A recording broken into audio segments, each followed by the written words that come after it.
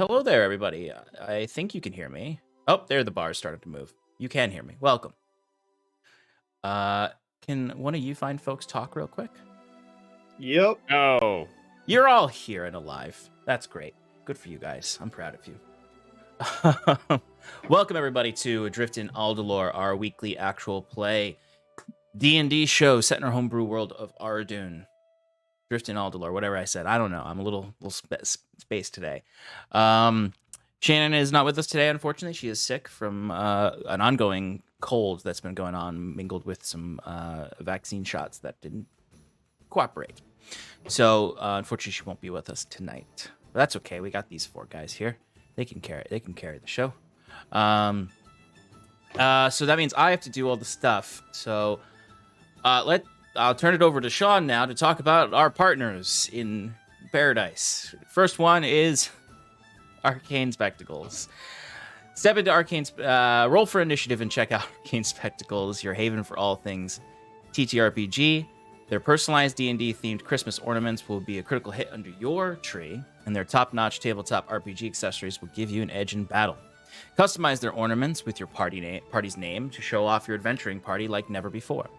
Don't miss out on your chance to level up your tabletop experience with Arcane Spectacles. Visit them at arcanespectacles.com. Next, we have Underground Oracle. They are a best-selling Emmy-nominated TTRPG publisher, building new and exciting settings for the Cypher system of every genre you can imagine. So if you're trying to spread out beyond D&D, you can try the Cypher system with some of Underground Oracle Publishing's content, including everything you need to explore unique worlds, lore, species, descriptors, foci, creatures, ciphers, artifacts, and all the rules you need to play. Harrow, the Blighted Plain, is a crystalpunk fantasy setting filled with fungal oases, massive sand seas, and long-buried magitech. For as little as $3, you can join their Patreon and help shape Harrow and each of the worlds that they create, including their new world, Wildspace. Next, we have Eddie Yorke. Eddie Yorke is our character artist. He's an illustrator based in the UK who makes art for games and books. To visit his portfolio and get in contact with him, visit eyorke.com. Amazing, amazing artist. And 1985 Games creates affordable, accessible, high-quality accessories for D&D and other tabletop role-playing games. I've used their NPC cards in the past, as well as a few other things that I have of theirs. They've got really great, useful tools for DMs. You can use Paradice Prod for 10% off your entire order over on their website.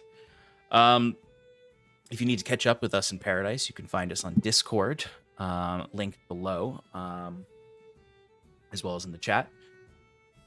Where you can find recaps that I write for every single episode, one page, super easy to get through to catch you up if you want to jump right into the action. But if you do want the slow burn of watching every episode, we do post all our VODs on YouTube, and we are up to date with our VODs for Campaign 2, and all of the VODs from Campaign 1 are up there with a few little errors on our part, and I'm discovering new ones every day, new lost audios every day, as you all actually are devotingly commenting and watching them. So I appreciate you watching them, and I apologize for some of our missing content.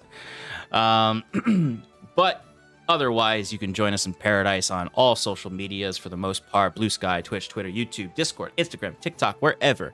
You can find that link in chat or below on Twitch or below on YouTube, wherever you're watching this. That's it. Let's play some D&D now, everybody. Woo! How are y'all feeling? Halfway there. Recap time. Whoa. What? Recap?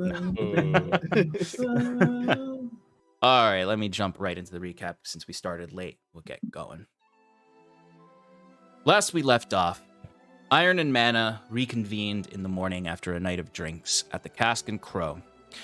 There, they planned out their day. Jacques would return to Professor Cadmus Mavolo and accept the quest to resolve the quarrel between the miners and the Aradunai, but also to investigate and learn more about the man. The rest of the party would head to the Temple Court to learn more about the Aradunai. They would all reunite eventually to begin investigating the Temple Court murders that they've been hearing about the entire time they've been here. When the party arrives in the Temple Court, they found several different denominations within the court, but honed in on the Mother's House, a temple hewn into the cliff face itself. Once inside, they met a menagerie of animals lounging in and around several hot and cool springs, as well as one human man lounging with a large bowl of noodles. They also found even more shrines hewn into the walls of the temple, some holding little wisps of elemental light. A delightfully calm place that immediately bewitched Saskia and Bruce, as she gently played with a small turtle in one of the pools, and he watched from a safe distance, despite a very annoying pig that was coming after him. Here, Fearn questioned one of the temple custodians, a tiefling named Samuel. He learned that the Ardunai practiced pacifism generally, and prioritized living in balance with nature and their environment. But some wished to emulate the devastation of the natural world against its enemies. He also made it clear that the temple was not associated with the Ardunai, but a place for all weary travelers, corporeal or not, to rest a moment and visit. He did count the famed bard Fiora Bendega that Fearn had met earlier in the campaign as someone who leans closer to the tempest than the calm in these regards. But the conversation turned to the murders, and Samuel tipped you all off on the names of the victims, and that one of them, Martin Escroth, was a member of the Revelry of Ro, a temple devoted to a somewhat hedonistic deity. They left to join with Jacquet to continue their investigations. Across the city, Jacquet met with Cadmus to accept the quest. He found him in his classroom in the School of Naturalism. There he learned the man studied celestial mechanics just like Professor Diana Nettle, a colleague of Sigil that he charged the party with finding in Stony Heath.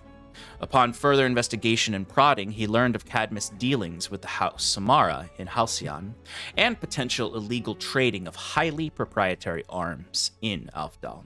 In the end, Jacquet could not snatch the physical evidence of this.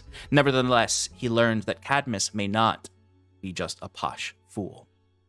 Reunited in the temple court, the party pressed onward to the Revelry of Ro temple, where they met Reggie, a goblin calling himself the head celebrant and a welcoming and warm barkeep. The party learned about the tenets of generosity, hospitality, and warmth behind the Revelry of Ro, and other worship of the Bard and the Stars, as they called him. But more importantly, they learned about the individuals murdered. Martin was a nervous but kind man, while Hugo was a man with a temper and a faux good doer with a penchant for extortion. They took this information and went to the scene of the crime itself to investigate.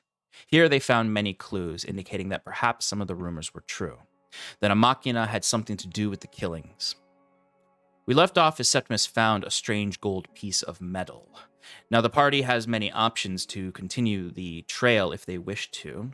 They could bring their evidence back to Kellen, or perhaps they could continue looking into the people who seem to know these men, particularly a Lisa of the Revelry of Ro, who knew Martin quite well, who will be bartending the following day.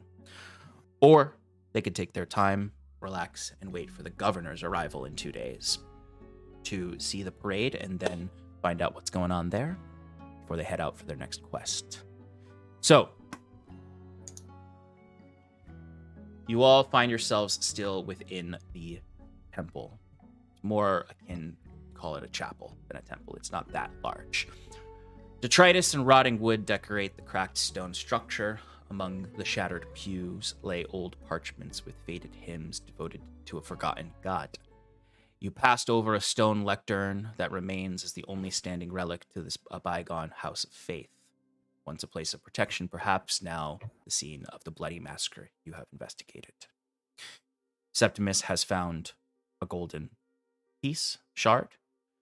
Bruce has discovered that the ground seems to have been bearing the weight of something like a machina. And Jacquet has found a vantage point that a witness might have been able to see inside. So, Fearn's looking under the bed and sees nothing because yes. he rolled badly last session. Correct. Fearn is somewhat distracted, perhaps by all the different information he was flooded with in the temple to the mother, and thinking about his lost brethren there. But you all come together. And to double check, that piece of metal that I found, was I able to discern what type of metal it is, or is it something not familiar to me? So it's fairly certain. You're fairly certain that it's gold, or at least it's gold. Some gold alloy mixture. Exactly. The magic was what was the mystery there. You had detect magic to find it, and you weren't sure what kind of magic it was. It was an unknown magic. Yes, indeed. But it looks as though it perhaps was once part of a disc or plate, based on the sort of shape of it, the rim on it. It's large enough to fit in the palm of your hand, but it does look almost, if you were just thinking about what this could be, maybe a disc, maybe a plate, maybe a flat stone tablet. Why don't you all take a look at this? It's radiating some magic essence, but nothing I'm familiar with. Maybe you could melt it down, turn it into a few coins. I think it's probably more valuable as is, right? And it's evidence. Yeah, to Fion's point, it is evidence. I don't think we should kind of dismantle it just yet. It was a joke. All right. Idiots. Sass Yes, of slaps in the course it's corner. very important. But what do you make of it? There's no writing or anything on it, right? So I imagine Septimus is kind of holding it out for everyone to take a look at. There is some markings on it that are not of a language that any of you would know, but do seem to be actual markings and not like scuff marks. I actually have no clue what this could be, or what this was once part of. Sean, you described it as a golden, like, fragment of a disc with writing on it. Correct. I can't help but think of Sal, who you described as a golden creature with writing on him. Does it? Oh, he's not look golden, is he? He's not golden, but he does have writing on him. Yes. Okay, he's not golden. Ooh. No, he's more of a steel color, right? Yeah. Well, there goes all my headcanon. Never mind. Well, you can keep pretending. Maybe Jacquet sees him and hallucinates him made of gold so that he can sell him. Yeah, there you go. Or maybe he's partially colorblind, where he can only see like hues of blue and yellow, and it just looks true. yellow to him. That's true. That's true. Well, I mean, it is reluctantly to admit, somewhat similar to Sal, just how I was gonna say the same thing, but it's not gold. Or Sal's not golden, as we all know here, right, guys? Right? Huh? This is maybe all if well we known. brought to us. it to Sal, I know he doesn't talk much, but and just quickly, the magic that Sal embodies, that it's in him, I'm sure I've detected magic on him before when I 1st Mhm. encountered him. Is there a specific magic that I know off of him, or is there still something that is unknown? Yes, you have seen the magic within Sal before, and any magic you've seen, because like he is sort of like has multiple parts to him that emanate different magics. Yeah. But everything has been within the spectrum of known spectrum of magic. Right. But it's just this magic I cannot put a finger on. Everything of how Sal functions is either a combination of abjuration and conjuration. Pretty much everything that's known in the world of such, but And this is no combination of anything. No hint of anything familiar to you? nothing I can make out at this time.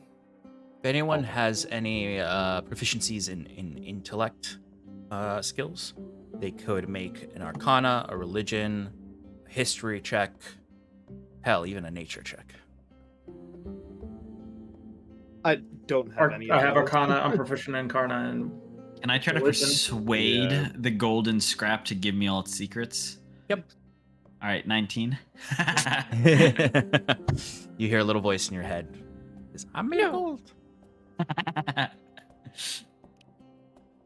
16 for Arcana. 16 for Arcana and Septimus. 11. Okay. It's slipping your minds. There may be something. Septimus, you have no idea.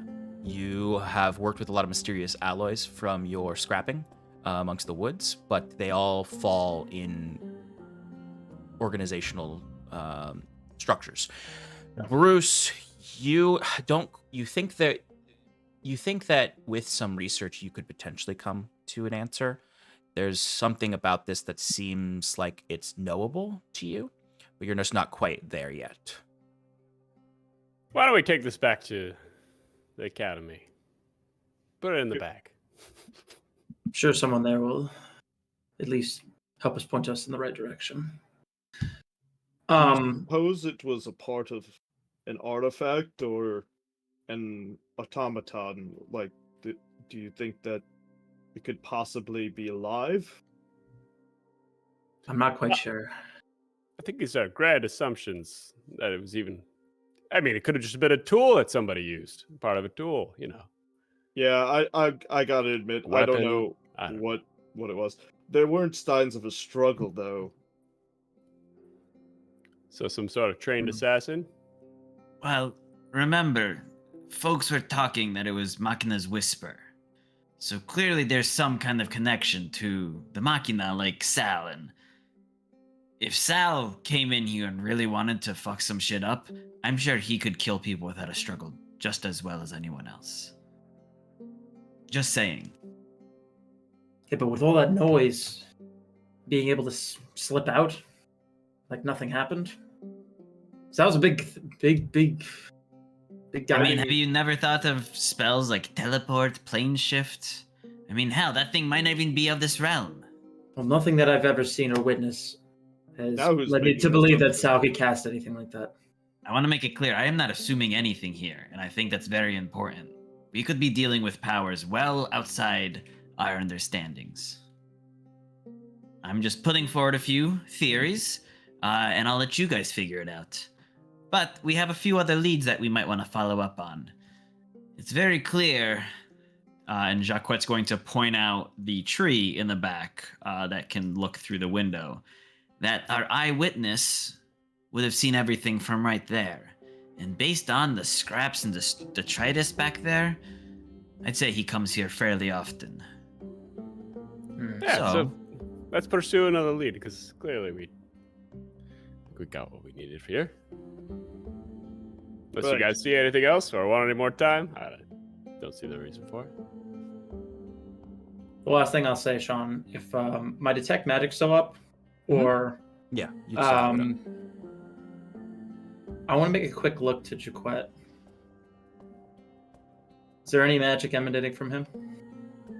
Jacquette, is there any magic emanating from you? Well, I guess he could tell me that. Yeah, I mean, you would see he's got the trench coat of Elden Kind tucked away. He's not wearing it, but he's got it with him. He's got the sending stone that he kind of keeps in a front lapel pocket. And then his dice that you see, he's probably fidgeting with them now. Have some kind of magic. I'd assume enchantment magic. Okay. Little does Jacquette know that those sending stones don't work anymore. Oh. So you're just carrying some rocks. Oh. So you don't see any So sending I don't stones see any lighting up. rocks. But you do see everything he said, and everything has a school associated with it. The only one that I would say does not is the dice. Oh, They are of a similar mysterious aura to them. interesting. But what I was actually looking for is if there was anything within his being Oh. similar to like how it Mhm. was in Billowgrass. I see. You actually do not. Okay. Good. And that nulls any concern that I had. Okay. So you all store this fragment away, and I imagine proceed back downstairs. What's everyone's passive perception? 12. Same. Does anyone have a 13. 14 or higher? 15. It's no Curon, but I can never quite give up that power. Which, granted, at the end of the day, like when Curon was rolling, well, actually, no, Curon had like a 23 or really early on. Yeah. I think once he took Observant, it was just out of the water. Yeah, of course. So as you're passing through this, as I said before, this basically completely ruined chapel. It looks as if almost a storm had blown through here.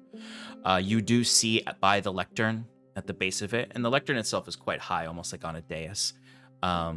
You notice a loose stone.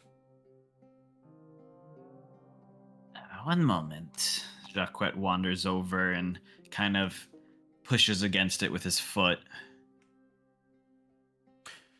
If you just kind of loosely push at it, you can see that it's clearly not as set as the rest of them. It has been pulled out and put back in. All right, Jacquette's going to remove that. Upon closer inspection, you remove it and find what looks like a metal box with a padlock on it that is part of the lectern base. Finally, Material? some fun. Looks like lead. Oh. Jacquet says as he like picks this up out of the hole. Lectern, Press. thank you. Yeah, and kind of like falls back onto his ass and like sits cross-legged as he shakes it next to his ear. What did you What do you got find? there? Before I'll answer what you hear before you respond Yeah. to them. One, the padlock on it looks like clearly like some children have been hitting it with stuff to try to open it. You might imagine that even the child that you sent Reardon after probably hasn't taken a few hits on this thing to try to break it. But as you shake it, you can clearly hear the sounds of coin inside, as well as maybe a few other heavier items. And then he like over his shoulder, like lifting it up to the others, he goes, I found myself a little lockbox, but not just any lockbox. one made of, and he taps it, and it's like that kind of soft. It's not like a clear ding, it's more of a thud. Made of lead. You know what that means? Are you gonna smash it? Well, I don't know. Actually, not quite. Usually magic can't penetrate through certain amounts of materials, such as lead. Oh, I guess I would have known that. You Yeah, should have I would say known. anyone proficient in Arcana would know that. Maybe you wouldn't Michael immediately. didn't. You might not immediately like even as your characters, you might immediately be like, what?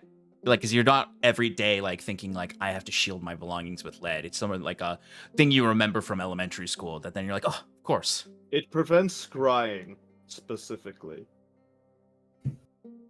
Sean, would I still be able to see it? What's inside there? Oh, that's a good point. Yeah, I would say since you as Jacquette's shaking it, I imagine you can definitely see what's inside it. And you put your goggles on upstairs, so as you came down here, you would have seen it as soon as Jacquet was messing with it. And inside of it, you can see clearly there are 2 sacks of coin, what appears to be a small statue, and parchment. Okay. Yes, that's. And some other small, more than one small statue. There's several in there. Okay. You need a hand getting that open? Do I need a hint? Oh, Fjern. Oh, wait. Before you open it, if you were to take a guess, what do you think would be in there? So Jacquet really just heard the coins, and he goes, Definitely coins. and then he's gonna shake it again. There's something else in there, but there's definitely coins. And really, what else matters but coin? Yeah, I was gonna see if you wanted to gamble something, but all right, that makes sense. Oh, you want to gamble, hmm? Well, I already know what's inside, so. Bruce, sweet Bruce, why would you give up your hand so easily? You weren't gonna bite. You don't know that. I literally just said, ooh, a gamble, as if I was ready to make a gamble on what was inside. I decided to pull the plug early. Just open the box. Of course, but how shall we open it? He says, placing it delicately in front of him. Shall we use force, finesse, or maybe a little bit of magic? He says as he casts a little minor illusion, and you see a lock that just shatters. I don't think you did anything with that one. It looks like some force has already been tried to penetrate it. Are we gonna try to lockpick it perchance? And, Or Jacques if not, What, you take out a hammer? No, I was going to take out my arm Oh. comes out, and I was going to attach it with this blowtorch fitting. It's like I could possibly heat it up, maybe weaken it a little bit, or maybe even melt. I could cool it down, make it brittle. I wouldn't heat it up. There's a piece of parchment in there. Bring your hand Well, again, then- sweet Bruce. There it is. Then I guess we will elect not to do that. It's also and- So Jacques just has these thieves' tools like kind of dangling from his fingers, and he goes, "We'll do it the old-fashioned way," and he will lockpick it. Okay. As you kind of sit back down, I imagine, on your butt and have it in your lap, you kind of run your hand over the top of it, and you notice as your claws kind of leave indentions in the lead that there's a very faded symbol on the top of the box. Probably the holy symbol of whatever temple this used to be. But it's so faded at this point, it could be any kind of symbol. You just notice a few stray lines that were clearly in some kind of design. Really quickly, Jacques is going to take out a piece of parchment and a piece of charcoal and make a little, not Right. etching, reverse etching. Yeah, absolutely. And like you can kind of even see a little bit more clearly with this reverse etching that it is some kind of seal that is on it. Jacques just holds the paper up to someone, and when no one takes it at first, he wiggles it a little more to be like, "Study that, see if you recognize it. If not, Snatch it out of his hand. look further into researching it. It's connected to this temple, most likely." As he Can I then make anything starts. immediately? Give me a religion check. Is it a swirly, Sean? It is not a palette swirl. Inside, there's a palette mask. Jacques puts it on. Yeah, immediately. Becomes an evil campaign right away. I would love nothing more. Well, someone has their usual rolls back. Oh, I don't think I've ever left them. Yeah, that's fair. 10. Bruce, are you proficient in religion? I am not. Oh, okay. Yeah. What did you roll, Mike? 10. 10. Okay. I mean, that's not terrible. It's perfectly Yeah, but I rolled fine. a 3. Oh, okay. Yeah, never mind. But I'll take. I'm not judging you on your 3, Mike. I'm judging you on your 10. And I'll say, Mike, like you don't know what the symbol, like what religion this would have been. What you know, though, just from looking at this, is like almost like you're getting a small flashback to your childhood when the few times you came to the city where your father may have like brought you around, and you knew that he always mocked the frivolous faiths of the temple court and the way that there were so many of these small decentralized or centralized churches that just did not have what he considered real faith or real gumption behind them. They didn't work hard. They were just sort of these city faiths that, like he always said, they come and go as fast as the seasons. And this might be one of those small communities that just sort of came up, disappeared, that they lived long enough to build this temple, which means it wasn't like some of the other ones, which are literally they started building a temple and then ran out of followers before they could even finish a temple. Okay. And you even surmise a little bit, Mike, that this temple may have seen its last legs when the Great Storm came. Okay, interesting. Alrighty. All right, Jacques.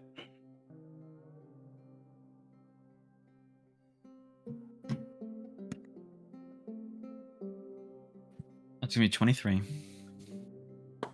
23. Lovely. Jacques, you feed your thieves' tools in, you find the right notches, you click. The padlock comes off, and as it does, the top of the lead case sort of pops up a little bit, and it sort of just, it sounds as though the case exhales as you see this dust just all up into your face, and you all would hear just sort of this loud groan come from the box. that then kind of gets louder and louder and almost moves through you as the whole space kind of has this air that just and the room seems to darken. Jacques, what do you do? Slam it shut. Hold my breath.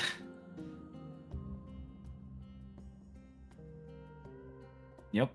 Okay, I'll ask you to give me a so for everyone, like, you all see this happen. I'm gonna say Jacques has a moment to do something about it because it's happening right in front of him in his lap. Bruce just. It's like a black smoke that comes out, you said? So it's the Smoke room seems to. monster. So let me rephrase it. The room seems to darken unnaturally, Okay. as if the sun has faded from this place, and it's almost an artificial night takes over the chapel as a loud, groaning, longing, woeful voice cries out from the box as Jacques, as a dust just kicks out and goes into Jacques' face as he tries to shut it closed. Jacques, you can give me an athletics check to keep the case shut. Okay. Somebody say something.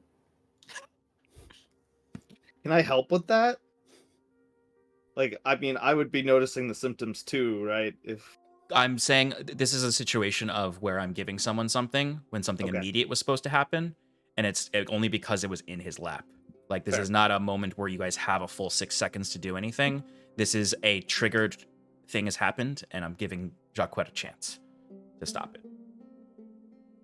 That's a dirty 20. Nice.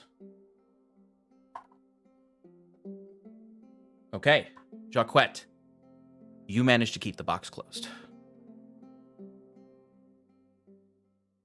Is there still like smoke coming out of it? There's still smoke coming out of it, and I'm really saying you're kind of just buying time right now. Yeah. For now, is the it- party can all do something about it. Is it resisting?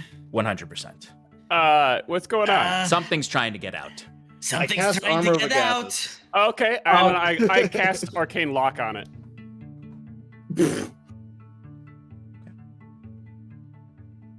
Just need to see the full. You choose a closed door, window, gate, chest, or other entryway. It Uh-huh. becomes locked for the duration. You and creatures you designate when you cast this spell can open an object normally. You can also set a password for that. All right. Yep. Yeah. It looks like it's until dispelled. I'll say if you want So- to just spend the 25 silver for the consumed reagent now Oh, right. I of didn't the see gold that part. dust. Damn it. So I'm Yeah, I'll just do it. Yeah. I'll give you that here because I like the Thank you. idea of Bruce being able to kind of just shut this thing down that everyone's freaking out about really quickly. But Like, you imagine do- you just grab the 25 silver, just like hook it up. it forms into a lock. It's like, no, wasted coin. Oh, I ran out of. All right, I'm just convert one of my gold. Okay. But in the future, you need to buy gold dust before having that spell good to go. But you see Bruce's lock as this the silver dust turns into a hard padlock on this lead box. It is still like active though. That's the thing. It's not a subtle box anymore. The seal on top is a light. The remaining lines from it just have this pale green light coming off of it as it is just shaking now. And if something is resisting, but it cannot get through the arcane lock.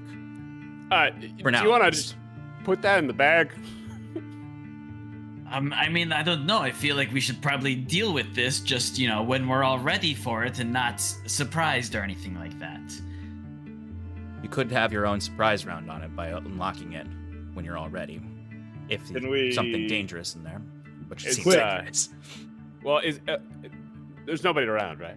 No, like Yes, this. anybody? That's the nice thing about these People got abandoned murdered areas. here, Bruce. You think people are around? Oh, Bruce. maybe there's like police officers down. I can't see that far. What if they're walking this way and they want to investigate the murders as well? Hagen, there are no police officers. There's thugs and thugs that belong to someone else. Do All right, that well, what if thing there's that you children, do, sweet you know? Bruce. You know, dig a big hole, and we'll throw The thing it is in just the screeching hole, now. All and right. Hold on. Give me a minute. Let me just lay out some traps. All right. Traps for a shadow monster, potentially?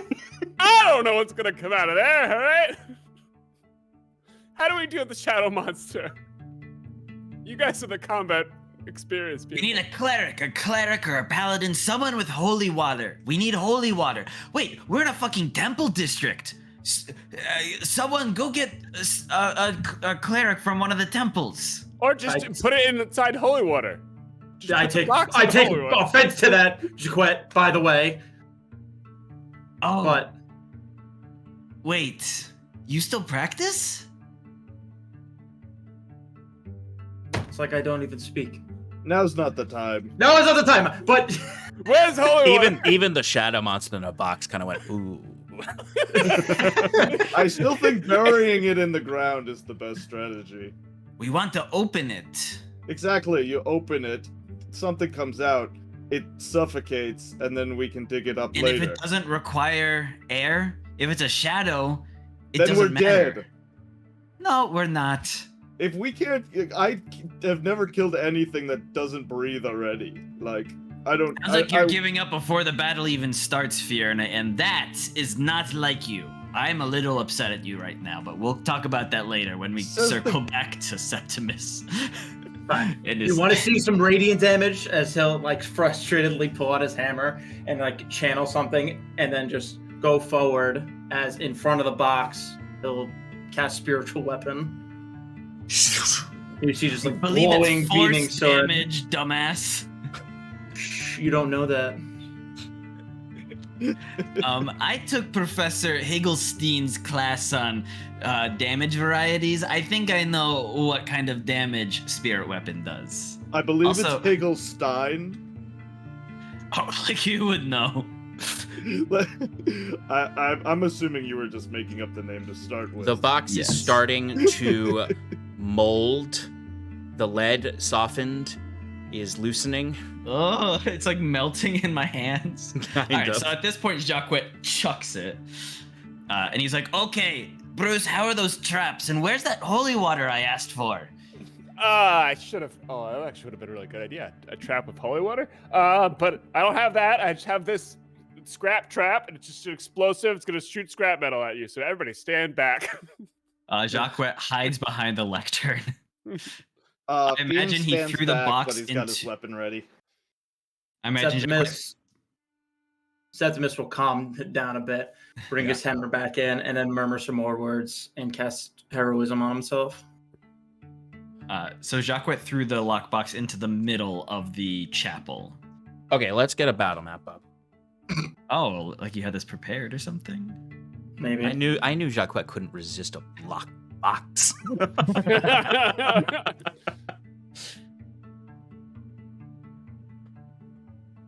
Question is, which battle music? Do do do do do do do do do do do do do do la la la. I was gonna say Katamari.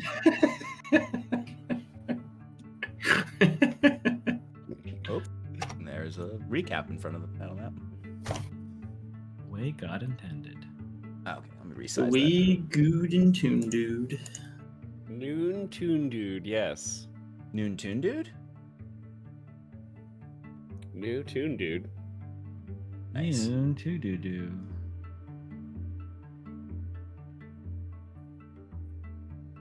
Oh god, I forgot to resize this. It's alright, we'll get there. Life will find a way. I told you that. Chef Goblin. Oh, that's a smooth transition there, Sean. You're doing great. Alright, let me hide sass there and let's transition bigger on.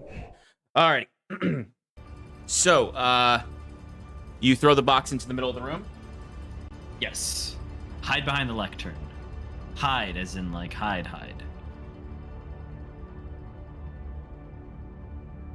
Alright, where is everyone standing? Bruce ran behind a pillar. Okay. Fearn would be, I guess on the far left. Where's the box? Without Where that table is in the middle, that's just representing the box for now. Okay. trying I'm to just gonna throw spread some out a little. detritus down. So you can hide behind these things. Detritus. Sergeant Detritus. Are you watching, Dan? No. Maybe, I don't know. Stop. Fearn, where are you hiding? Behind the thing on the left. I'll say There this- you go. I'll say it's the table that you flip over. Cool. I guess I'll go behind that stuff to the right. Okay.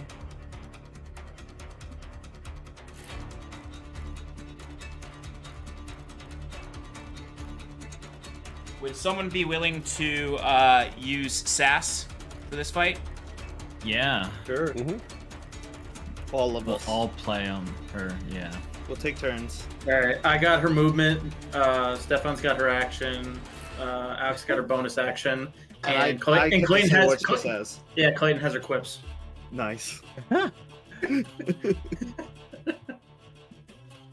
don't have her accent though. Okay. Alrighty. So, you have thrown the box in the middle of the room. Everyone's gotten into a position. Bruce, you throwing down your spike trap? Yeah, I'm actually main action, shrapnel trap, and then bonus action snare trap in the middle, and then run to a pillar. All right. So you said snare trap and what was the last one? Shrapnel. Shrapnel. That's right. All right. Anyone else holding actions? I mean, you're gonna get a surprise round on whatever comes out, so you'll be able to do your full action. Right. Cool. Do you want to hide check? Yes, from- please. Yes.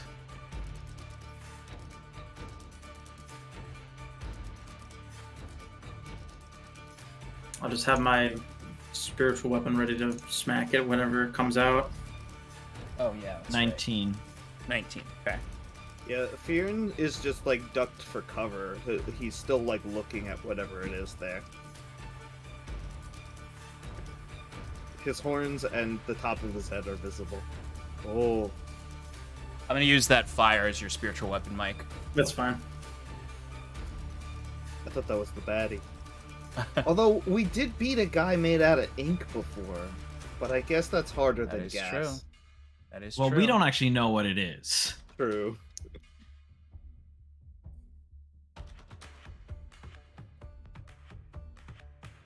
Okay, sorry. I was looking at something else. All right, so I guess let's actually just roll initiative first, so we just know the order before we even get into it. Yes! Yeah, that's what I'm talking about. What are you talking about? I got an 8. Wow. Oh, baby! I got a 17. 20 to 25. Who's rolling for sass?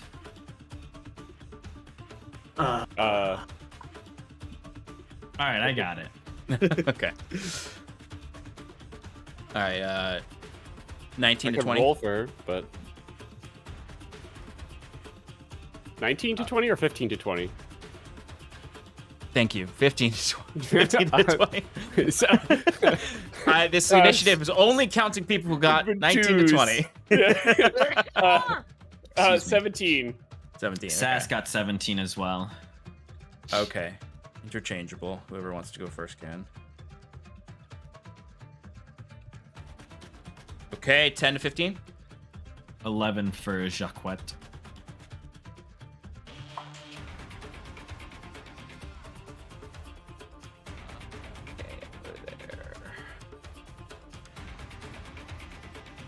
Okay, and 5 to 9. 8. Oh, hell yeah, Clayton.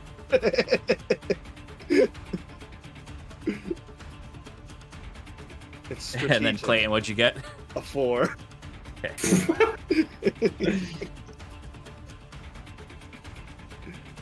Okay, so I'm going to, I guess it's on Bruce's mark when he removes his arcane lock. Nice.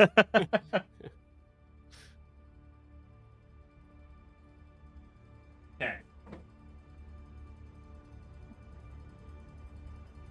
It exploded.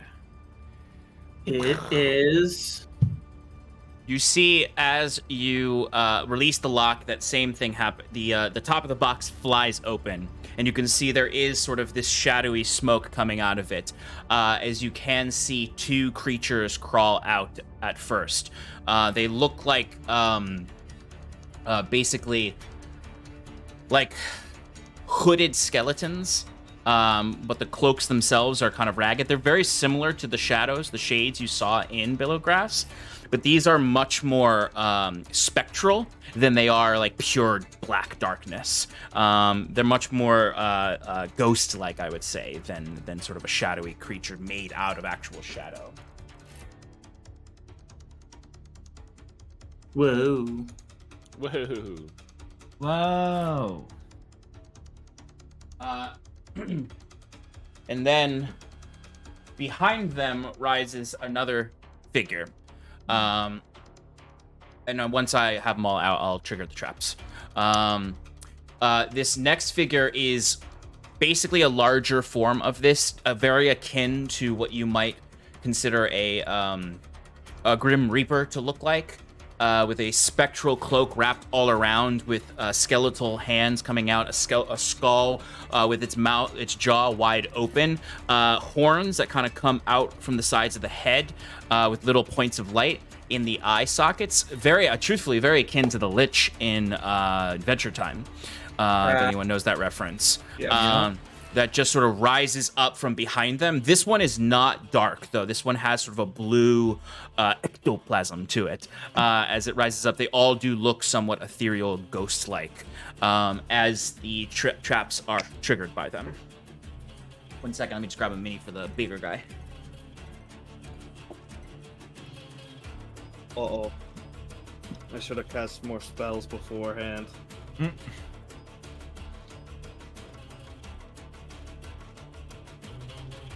Whoa. He's got blue head. Alrighty, so, Wait a minute. it's not what it's that is a mini from our home campaign, but it is not. It's just a Wait a convenient mini minute. that matches this because it's got a skull and some ghost-like parts to it. All right, so the snare and the shrapnel trap trigger. I'll say the shrapnel one goes first because it's an area of effect and it'll affect all of them. Yeah.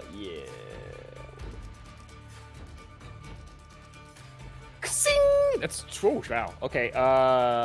20 damage. Is there any kind of save to it, or is it just auto damage? No, it's DC. Sorry, DC. Dexterity saving throw. DC. Okay. Where's my spell DC? Dexterity, you said? 16. Yes. Okay, so the big guy saves with an 18. The little guys fail with with 13s. Okay. Yeah. So the little guys take 20 damage each, and the big guy takes 10 piercing damage. And piercing. Okay.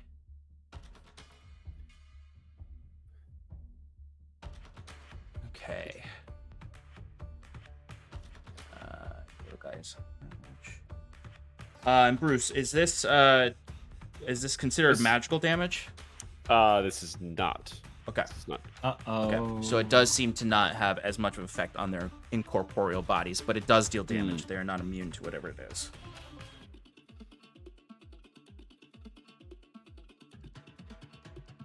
Okay. So that first trap just springs, and I imagine it's just sort of like a box of nails, essentially. It just sort of like, Pretty much, sort of like yeah, comes out in this violent tornado of metal that just sort of goes all out. All of you are hiding behind your respective tables, columns, chairs, whatever. You just hear these little shards of metal just and you like look, and if you peek out, you can just see like stuck in any kind of fixture that it could get its way into. Now this room is just sort of like covered almost in like caltrops in a way, as this metal is everywhere, but it hurts them as much as it can. The next thing that triggers is going to be the snare. Now, Bruce, is the snare like the first thing that walks through it triggers it? Yes. Yeah. Okay, so I'm gonna say that's we'll say the left of the first Little spirits guys? of the little guys. Yeah. Same thing. DC 16. Okay. Dexterity saving throw. Dexterity. Let's see. Dexterity. They just make it. Silvery with a 16. barbs. Hell yeah. As you just hear Jacquet say that, and everyone's like, "What?" It echoes through the chamber. Okay. Sorry. They rolled higher, so they take the lower. They still All right, pass. no worries. But someone gets advantage. Septimus, you get advantage on your next whatever you want. Thank you. Okay, so the trap triggers, and you watch as it kind of like goes through them like a cloud, where part of their form kind of swirls like ink in water, and then it just darts off out away from them, going right through their ethereal form, not snaring them. It worked. But we are going to get Barely. you all are going to get a surprise a turn on them. So Let's go. Bruce, you are up first with Sass on deck. Then Jacquet, then Seppi, and then Fearn. So Bruce, That's me. what do you do? Bruce is gonna just kind of be happy that it worked.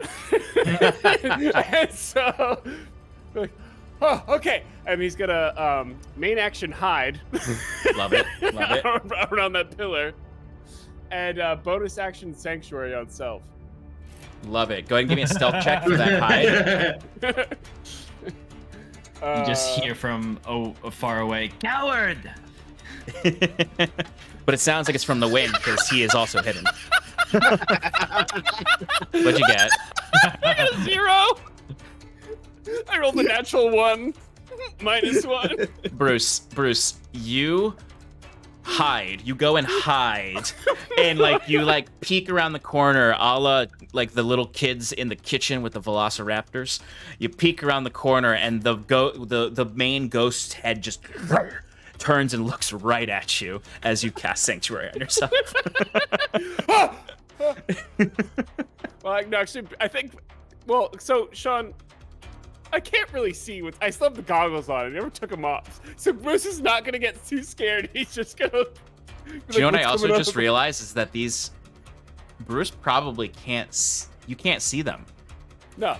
because they're hovering and they're ethereal. You can't see them. You can only hear them.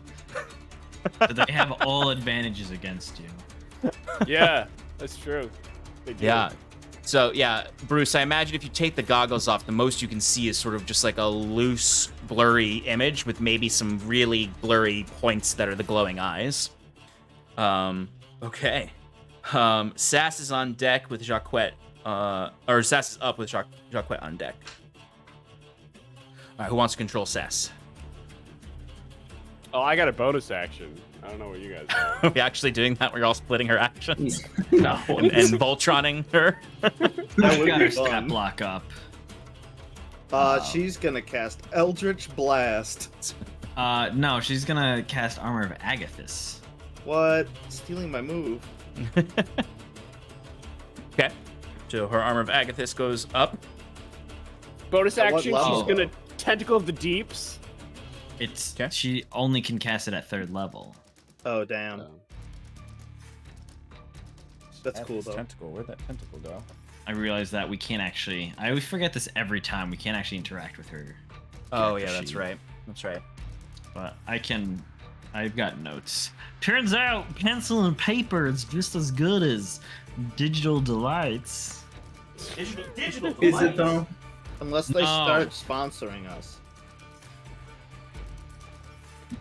Please, we're sponsoring them by using them all the time and paying them to do it. All right, where's the tentacle getting summoned? Is it gonna attack the big guy or one of the little guys? Imagine she's gonna go for the little guy. Okay. You gotta clear out the ads. Of course. Really? There you go. All right, someone can go ahead and roll an attack for that tentacle. You got that, Alex? Yeah, I just have to figure out how it works. Unless you know it, then do it. I can do It's it. a +7 to whatever the roll is. Okay, and it's 1d8 Plus cold 4. damage. Do you want me to just roll it for you Yes, please. on there? Since I can roll on her computer account. Perfect. Oh, God. The D&D dice is really loud. It's a 21. It'll hit. And then she does 8 cold damage. Hell yeah. Okay. And then she says, "Oh bother! I just hate fat people." Yeah, She is going to Saskia- move into engage, drawing her packed weapon. Okay. Because if nothing else, I'll play her like Shannon would play her. Rushing into combat. Okay, Sass has rushed in up to the creature with horns. All right. Anything else for Sass? I think she's done. Okay. Jacquette, you are up. You are hidden. Oh, fantastic. All right, Jacquette's going to target the creature that's already been harmed, and he's gonna make an attack with his hand crossbow. Okay, go for it. Oh my god, my dice are really laggy. Does anyone else have laggy dice in D&D Beyond? It could Yeah. have to do with your browser having GPU acceleration on. That happened to me once. Okay. Well, it's a 26 to hit. That hits.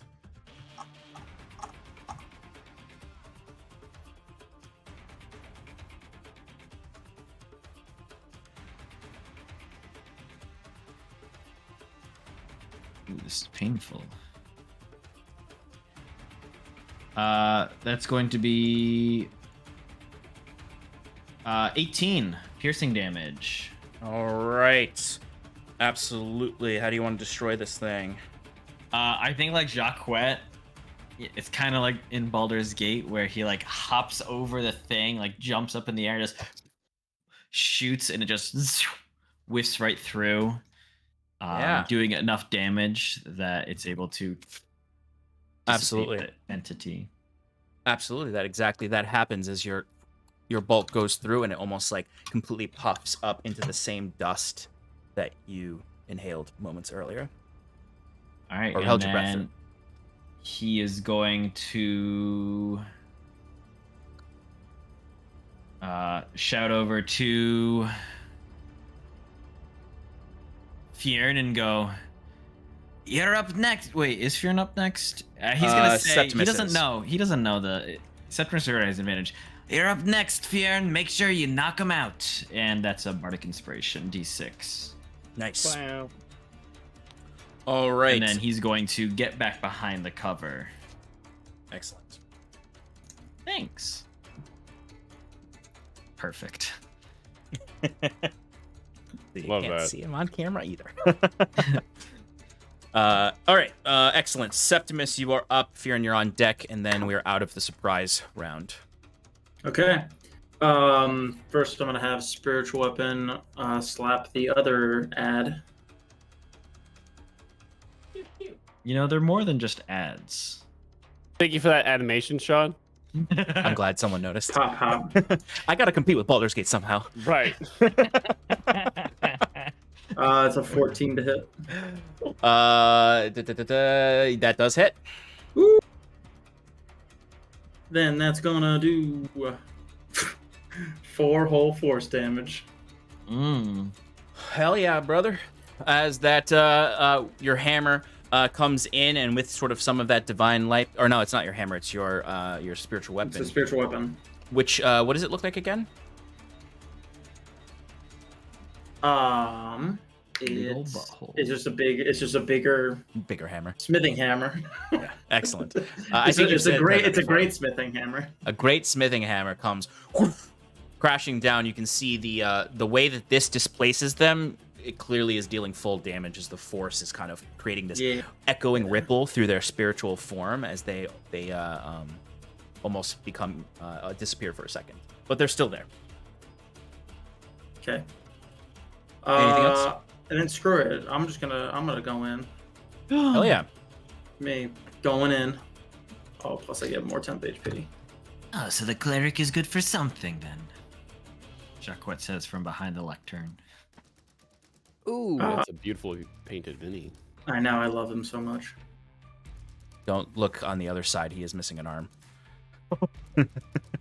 Oh no! But he's got a Two third arms. one. Wait a He has minute. at least 2 arms, yeah.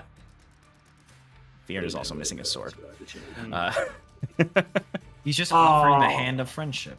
Yeah, I'm kind of down with that, to be He's honest. kind of he's got a charismatic pose. He's like, "Hey, how's it going?" I just realized that Searing Snore it's a bonus action, which makes sense. But... Yeah. Next time.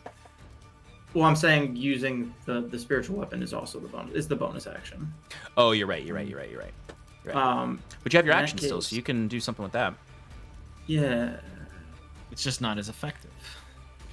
You can attack. You can what's it called? You can cry some more. Screw it, I'll just smack him. Sorry, Jacquet is It's bleeding. There's some through. character bleed happening right now.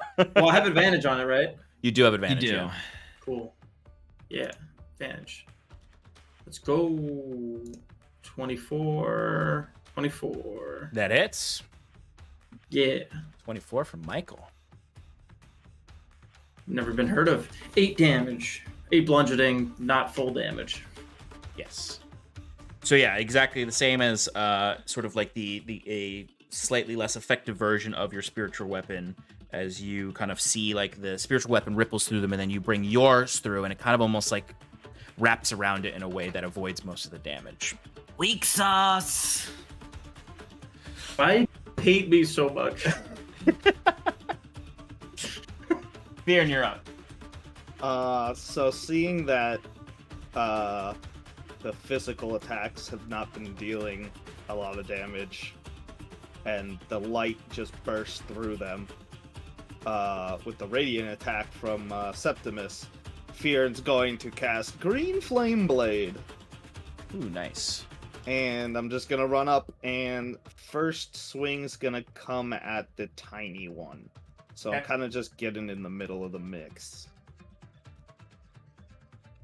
Okay, you do have +1 on this attack because of the adjacent ally. Cool. Okay.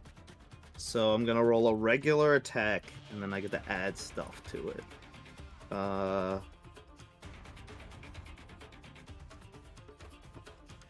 I rolled a natural 1, plus the extra 1 is gonna give me a 10 total. It unfortunately will not hit. You have Bardic Can I use Inspiration? Bardic Inspiration? Yep.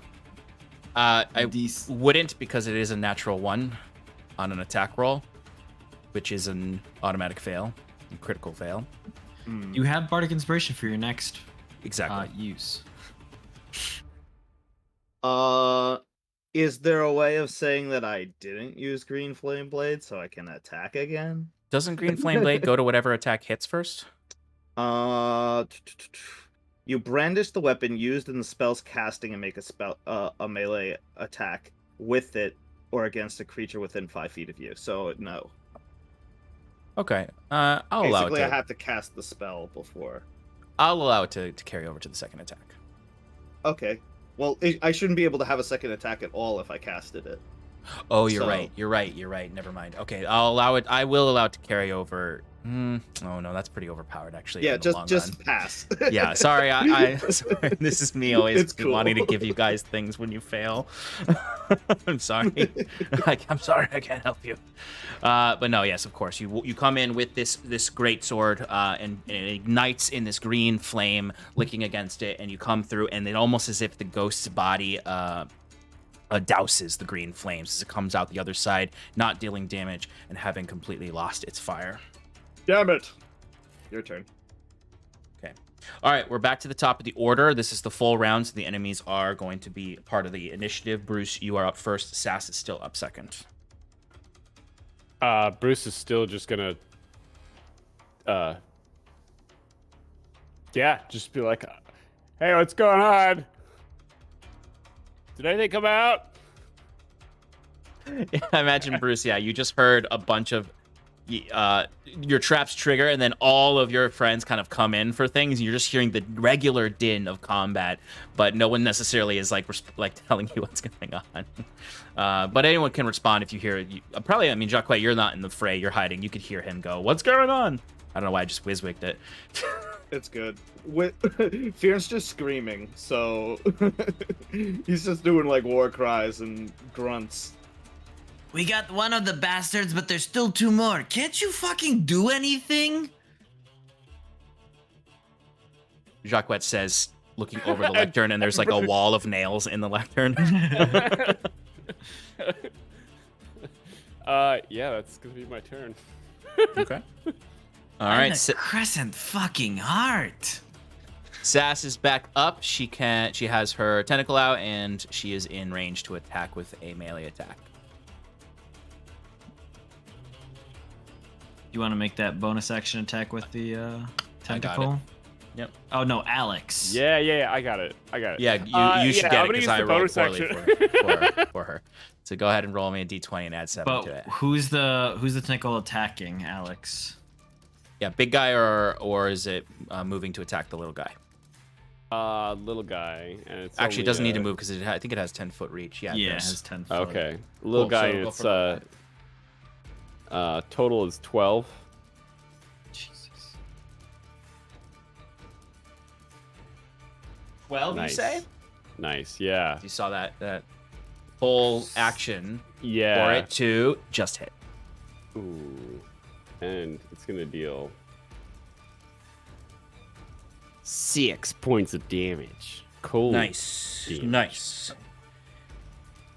Excellent. Yeah, you see the tentacle like attempts to wrap around the ghost and create this freezing effect, but the ghost is able to maneuver out of it, although it does sort of seem sluggish as its form starts to freeze, and then the ice melts off of it. All right, Sass's action. Back to the blade attack. Go for it. Okay.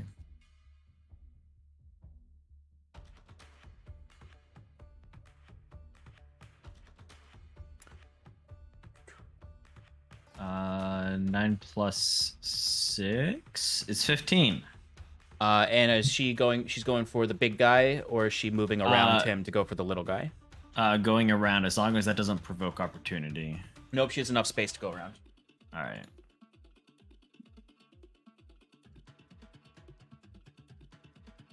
So that will hit then.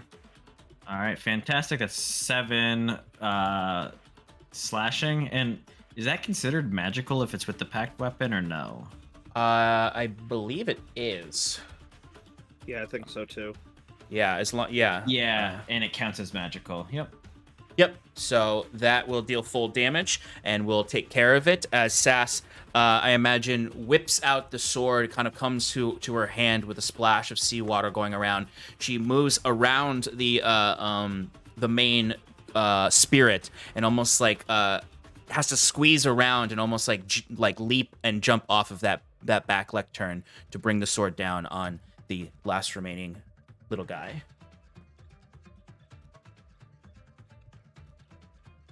Okay. All right. Anything else for Sass? Believe that's the end of her turn.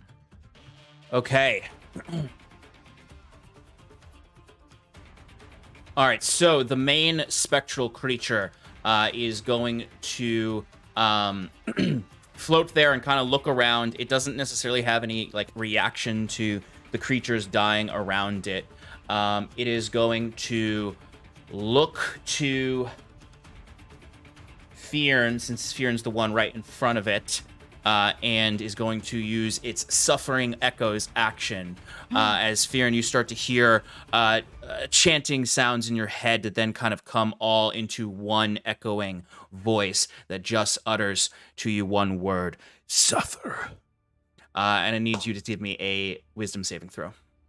Okay, I'm going to use my bardic inspiration to help me with this. Hell yeah. Oh. Ooh.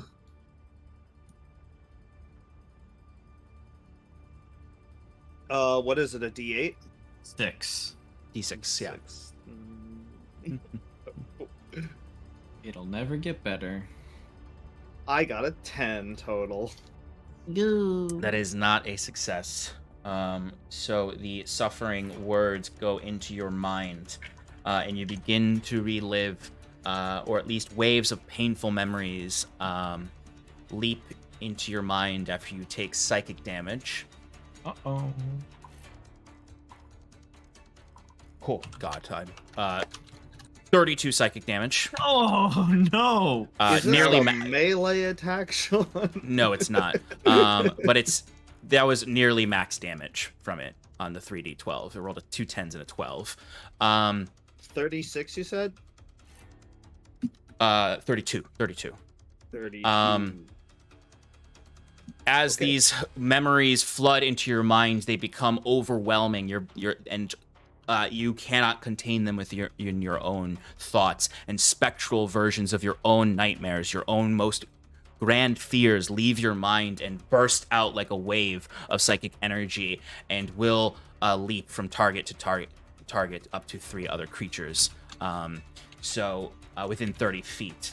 I think like Fearn's like looking down at his like hands, holding the sword, like his sword, and the sword changes like through his like illusory vision into a small axe, and his hands get smaller, and he sees like there's blood all over him, and he's in like a snowy forest, and there's fire and splintering trees all around him, and he just looks up at where the creature was once standing, and instead of that there is a collapsed tiefling with 4 horns laying dead on the ground.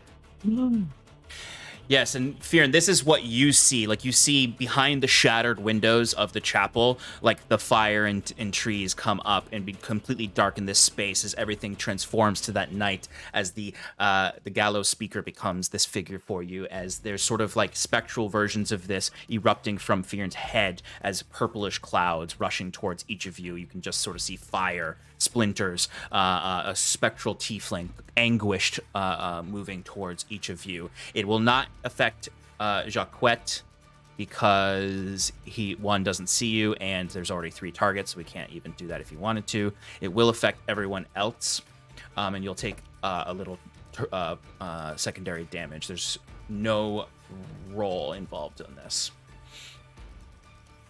So we're seeing all this too?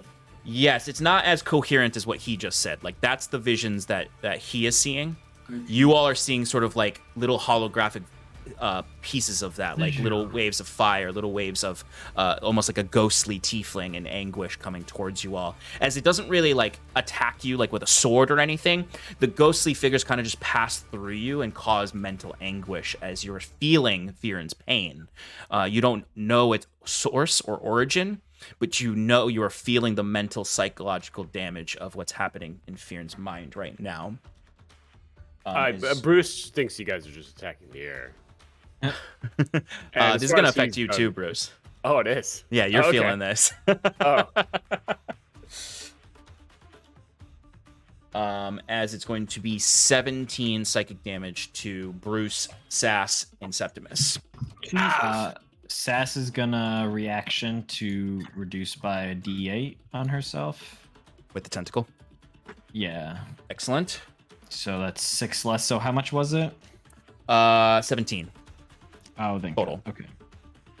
As you would all sort of hear that voice in your head at the same time, just saying that one word, suffer. As that is the gallows speaker's turn. Jacquette, you're up. Septimus, you're on deck. Fearn after that. All right. Jacquette is going to.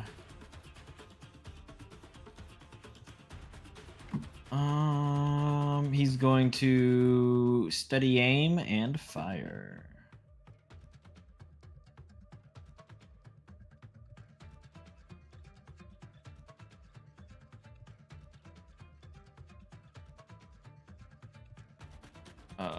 Okay, it's 23. 23 is going to hit.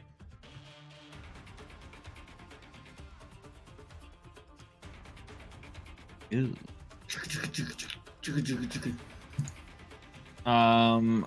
All right, so that's 5, 11, 16 piercing damage, non-magical. Okay. As Jacquet will then again just duck behind the cover. And to clarify, he's not hiding because I'm using my bonus action for other things, so... Oh, you're right. I'm just in total... I don't know if it's total or like 3/4 or half, whatever you want to consider the lectern, but Jacquet's just attempting to use the cover. Yeah, no, that makes sense. Yeah, no, the creature can only target 3 with that bounce effect, so it just targeted the closest to Fearin. Okay.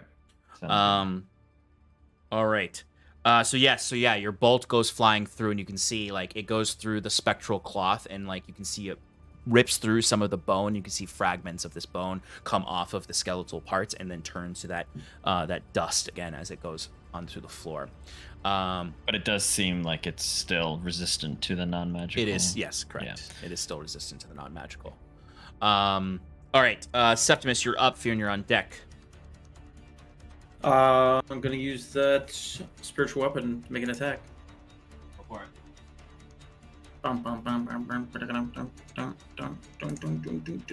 Come on. 12. That'll just hit. Ooh, hell yeah, let's go. 7 force damage. Hell yeah. All right. Your hammer comes sweeping up through the gallows speaker as you step up into your position if you'd like to go for an attack. I shall. Hammer smash. Fuck. Well, actually, no, it's okay. 13. That does hit. I will say for Fearin, Sass, and Septimus, you all have +2 to your attacks because of your surrounding of the enemy. Oh, so then 15. And that will do 9 bludgeoning damage. Okay, reduce down. But you guys are all wailing on this thing as it is sort of just gushing these bad vibes all throughout this bad vibe chapel that was already kind of a bad vibe. And I'll scream out, be like, Fearin, snap out of it! Fearin, that temporarily breaks the vision that you're experiencing, and since there isn't actually an effect that keeps you there, you come back to reality. Yep. So I imagine during this experience, he's like seeing this horrific memory of his past in front of him, and when he hears Septimus's voice, it kind of dissuades it for a second, and I see the creature in front of me. But he still can't force himself to attack this thing just because, like, he knows it's not real, but he can't bring himself to, like, on the very small chance that, it's not what he thinks it is. He can't attack. So instead he drops his weapon, which he thinks is this thing on the ground, which immediately becomes the greatsword as it falls into the ground. He touches himself, and I'm gonna cast protection from evil and good on myself. Ooh, nice, very nice. All right, what does that look like? That protection from good and evil when you cast it? I imagine it just emanates from his grabbing himself in the chest, and it kind of just. It's a quick flash of energy that emanates from my chest and like surrounds my whole body in a sort of aura that as the armor of Agathis was melting off from the last attack, it kind of just replaces it, and you could see that the light from the spell kind of resides, like stays for a little bit longer in Fearin's false eye as he casts it. So nice. One of his eyes is slightly glowing as this is happening. I like that. As the light kind of fades, there's that within the shadow on his face, dimly lit by the spectral blue light of the ghost. You just see the remnants of his spell. And maybe that eye looks up first. Like it's like automatically like targeting the enemy, like ready to fight. Absolutely. Love it. Bruce, you are up. You can, at the very least, even though you can't see the ghost, you can see that your friends have it surrounded. So you do know where it is. So if you did have some kind of attack you wanted to make, I would give you it with disadvantage.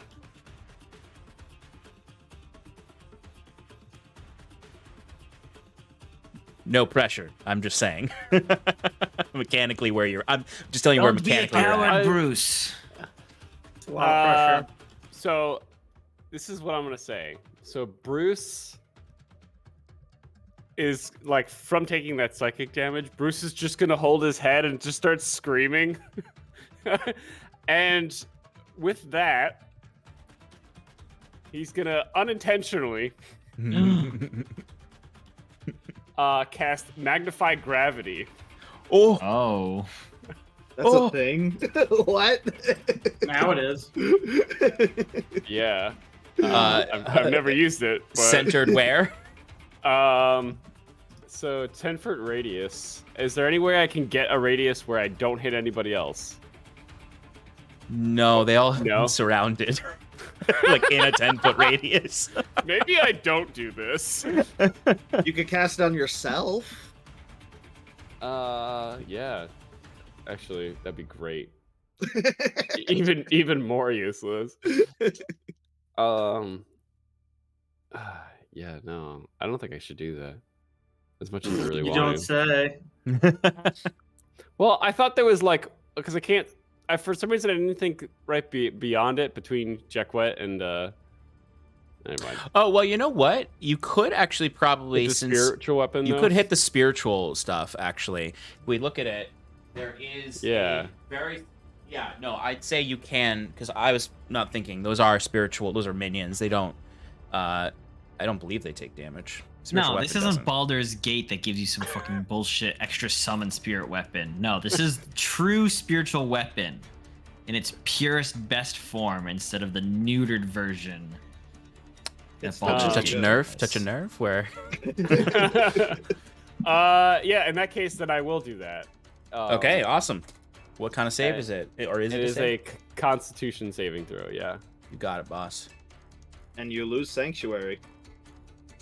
I do not. It's not a concentration. If the warded but- creature makes an attack or casts a Oh, you're spell. right. You're right. You're right. Sorry, I forgot about that part. Thank you, Clayton. Mhm. All right, they rolled a 15, so a 15. Fails.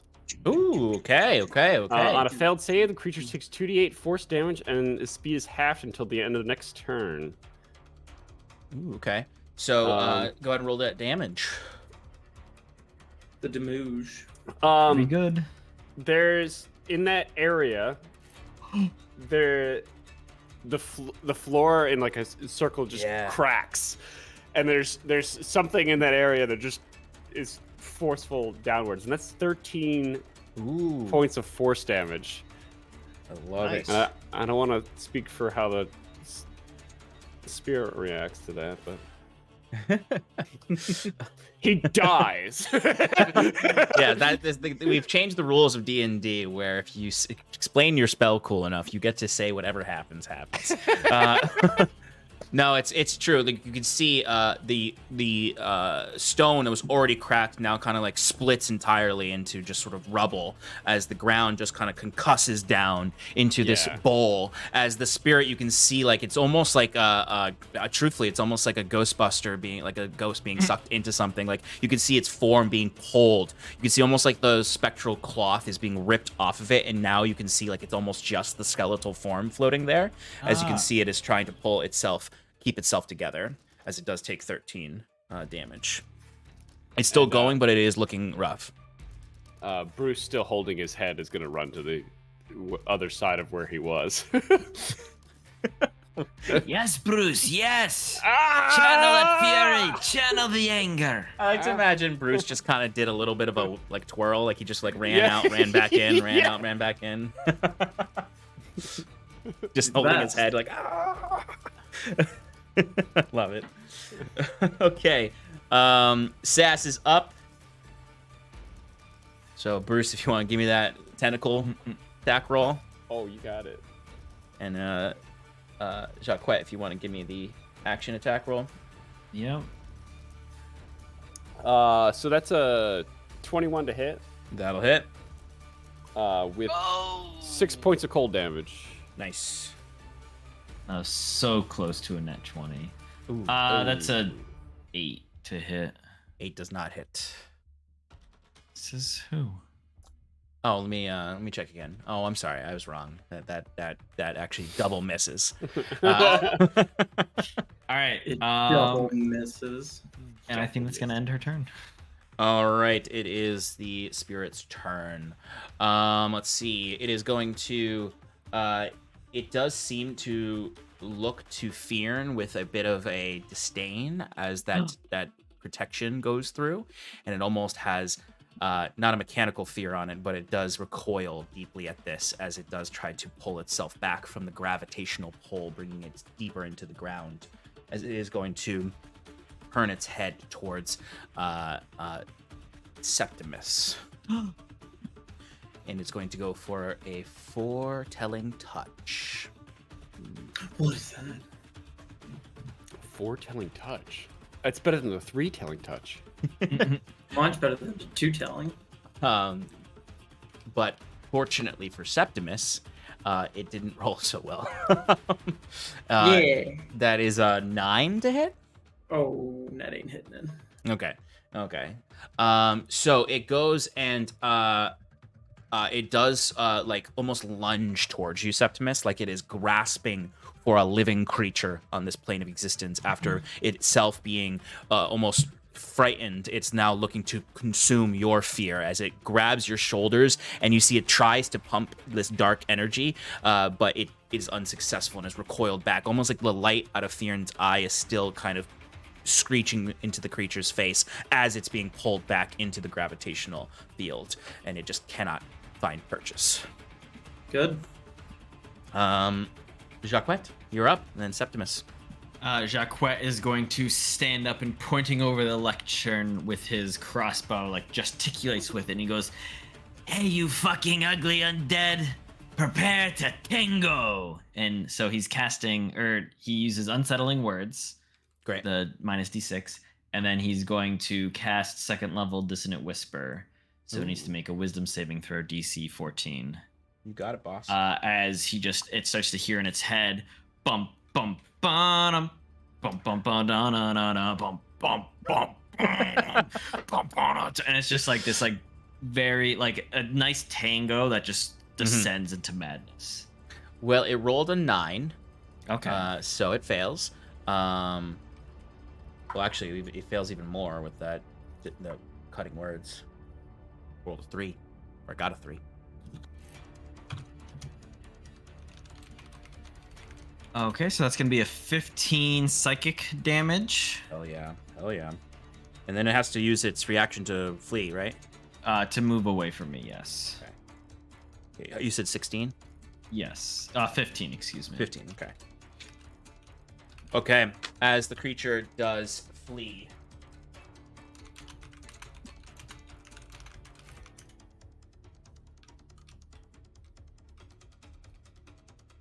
Attacks of opportunity? No. Nope, because it was compelled to move. It didn't move of its own volition. And I'm gonna say that it kind of like moves upward, and like is like up in the rafters right now. Isn't its speed halved from Bruce's? Oh, you're right. Never mind. It is. And it from is the tentacles hit. Yeah. So it actually has, instead of 40 feet, it has 15. So it's actually still down below. So it is still pretty close to everyone. Doesn't get too far. Right. That's why I was like, okay, Dissonant Whispers. It's at least half speed. No, that was exactly. Like it only had 15 feet. So thank you for reminding me. All right. That was Jacquette. Anything else, Jacquette? I imagine you duck back on. Bonus, and then yes, get back into cover. Okay, Septimus, you're up. Fear, and you're on deck. You see this creature sort of like a combination of all these different things affecting it. Its form kind of almost shifting in and out as the gravity is sucking it back into the stone. It just screeches and flees towards the exit of the chapel before turning around with those pointed green eyes staring back. No emotion on the face because it's a skull, but it just sort of opens its mouth. You can tell it is about ready to speak again, to attempt to create suffering echoes. on its next turn. But go ahead, Septimus. You're about 10 feet from it. I'm gonna send that weapon right after it. Okay, what's the movement speed on the weapon? 20 feet? Yes. Okay, definitely can get there. Go for an attack. Come on. Ooh, 24. Hell yeah, that hits. It does. Come on. 3 force damage. Okay, that's still 3 force damage.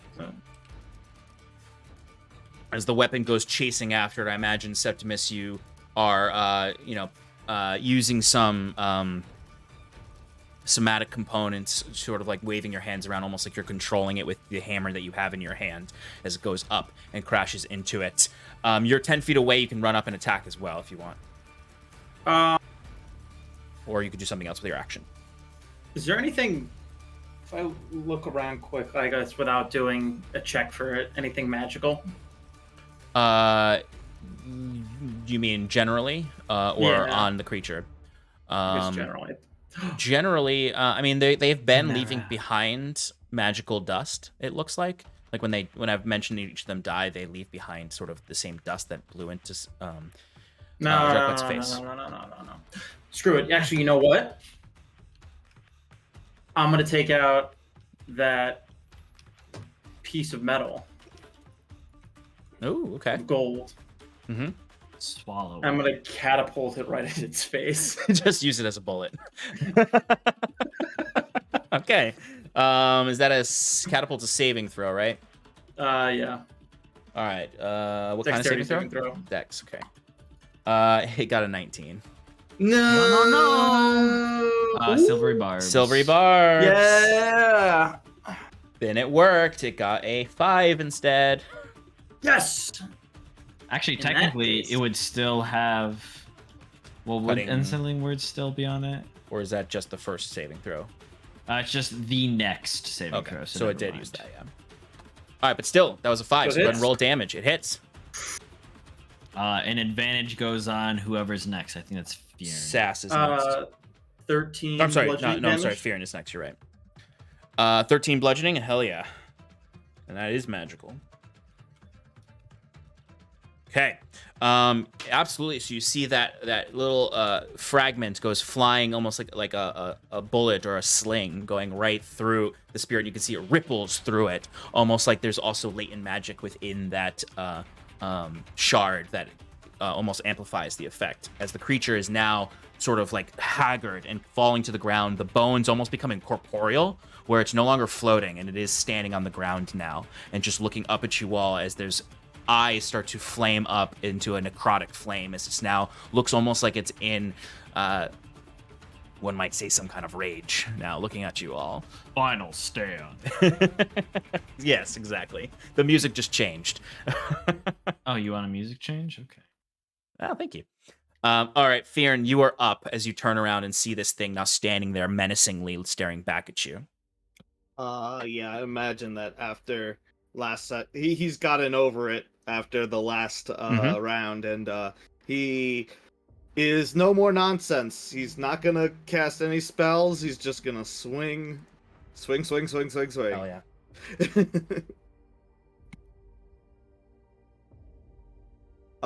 You said I had advantage for some reason? Yes. Silvery barbs. Do I have any sort of flanking? No. No one else had moved up into their space. Okay, well, I got a 16 on my first roll, and I got a 27 on my second roll. Definitely hits. Okay, we got 10 slashing damage on the first attack. Okay. Do it again. Do I still have advantage? No. No, it's just in that first Right. one. Alright, it doesn't matter, I rolled the exact same thing. Damn. Hell yeah. Go ahead and roll damage. Got another 12 damage, so we're up to 22 damage total. And I'm going to action surge and swing one more Before time. you do that, how would you like to do this? Okay. Fearin, in a rage of his own, like as it's turning back and he sees that it's now corporeal, it's a little less scary. Fearn thinks he could finally, do something against this thing. So he drags his sword on the ground and swings it kind of straight upwards, like an uppercut sort of thing, knocking it into the air. Does a quick spin around and hits it again. This time kind of on a diagonal slash. Yeah. So right into the skeleton's rib cage, which, and I'll say he even hit it with the flat end of his sword on the second swing. Yeah. Sending it flying off onto the nearby brick wall, shattering the bones into different directions. Absolutely, you do exactly that as you bring that sword up in that very video game style, almost like dragging it against the ground before bringing it up and cutting up through the skeleton, up through its rib cage, coming out, not fully severing it. The tip comes out right before the face as those lights disappear from the eyes, and you bring it around on the flat end and just smack it, breaking it apart into pieces. And as it hits that wall, it turns to ash, that dust that you have been noticing falling off of them as the sun, the late afternoon sun comes back into this space as everything settles. And you almost hear a breeze come through the chapel, where earlier when you first walked through, it was so still and heavy in here, almost as if the sins of those who committed the murder were laying heavy. Perhaps there were other sins laying heavy over this place, as you have purged whatever evil desecrated the chapel. As you've seen Fearn do before, he walks up to whatever remains of the enemy and spits on the floor where they laid. As the quiet of the end of battle appears, Jacques peeks over the lectern and goes, "Good work, everybody." Sheets his hand crossbow and lightly jaunts over to the lockbox to immediately take its contents.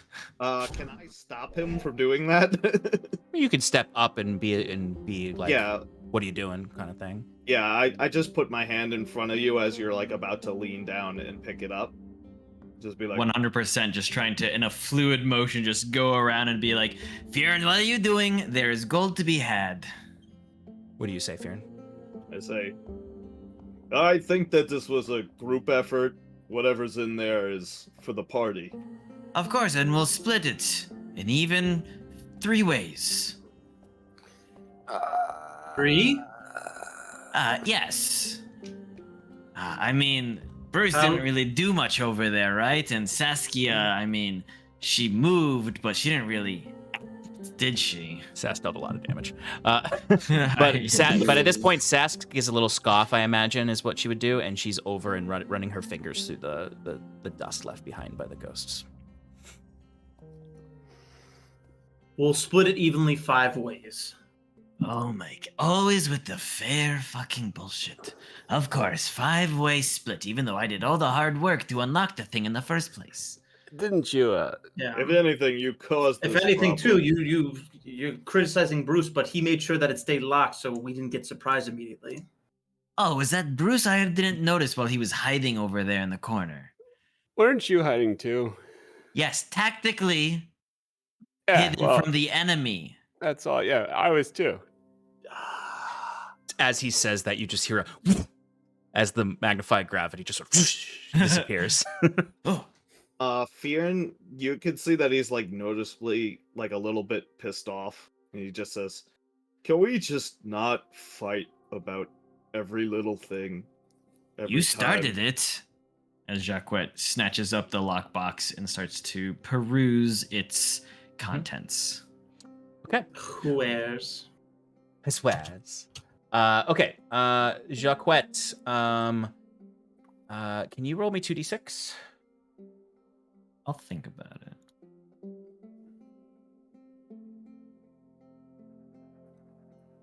7. 7. Okay. So Run it back. Roll initiative. all right. They revive. No. Oh god, I hope this doesn't make a lot of noise. It's going to. I'm gonna have to roll it manually. Okay, so 2d6. You got, what was it again? 7? 7. Okay. You find 7 objects in this besides the ones I already mentioned, the parchment and the sacks of money. There are just sort of like small little tokens. You're not sure if they have much value. You're not sure what they're made of on first glance. They look like little totems almost, like little things made possibly by the people who lived or came to this chapel. Possibly baby lates or whatever that is. Possibly you get the immediate feeling that this is akin to a time capsule. As there seems to be just sort of contributions from many different people. Some of them look a little bit nicer, some of them look a little bit more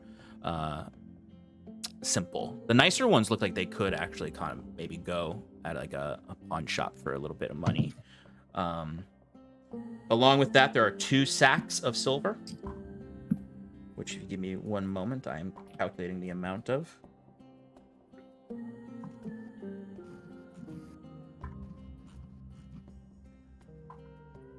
Ooh, high rolls.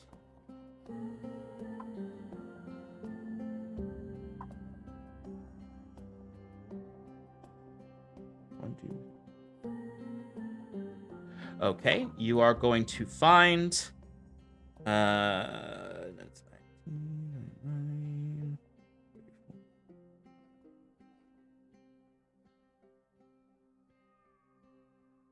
34. Ooh, okay. 128 silver. Split between the 2 pouches. Make up for my use of arcane lock. And there is a sealed envelope with a wax seal. That is the parchment that Bruce noticed.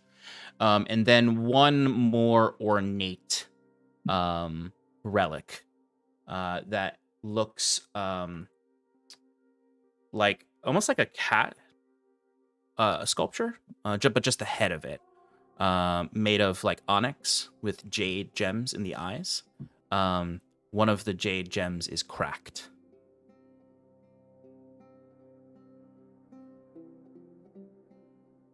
Okay. Jacquette's gonna like offer up the scroll to anyone that wants to read it as he's investigating this statue to see what value it may hold. Bjorn will grab it because he's standing right there. Just read it out loud. Okay, before you do that, and as you pull out this little cat head statue, it definitely does look like it was like taken off of a larger statue. We're gonna go to a quick break. All right, folks, we will see you all shortly. Hope you enjoyed that combat a little bit. Hope you liked it. We'll be back briefly. I loved it. To go over some of these findings. See you all soon. Bye. Okay, bye. Well, see you soon, not bye.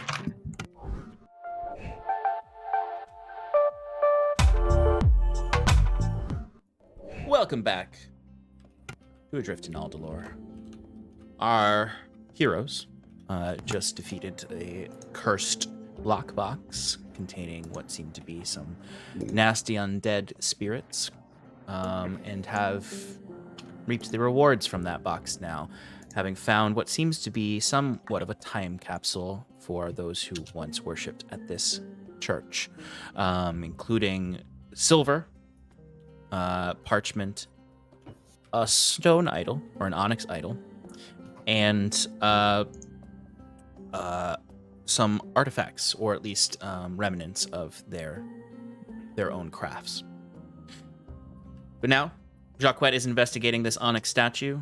Fionn is reading the letter aloud. Which it says... This is redeemable for 1 free Whopper at Burger King with a purchase of a small drink. They've got Burger Kings here? Expires Mondag.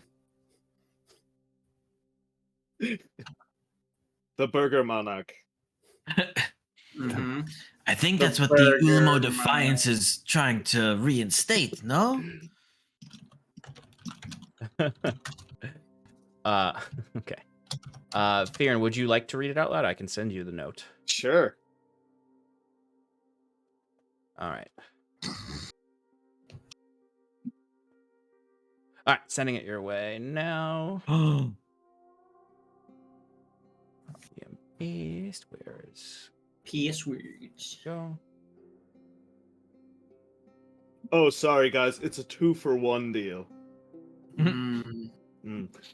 To the one stronger than I, my flock has fallen, a pallor seeps through the curtains over our hearts, and we feel no wind in our bones.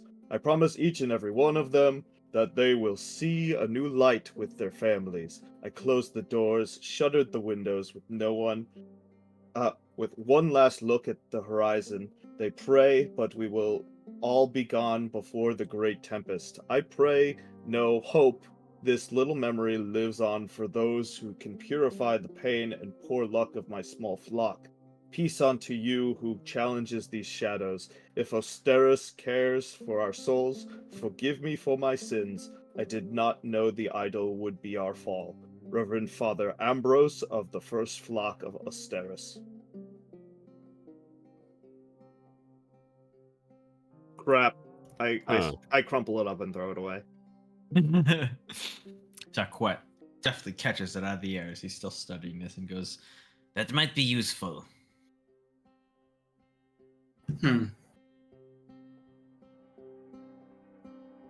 Indeed.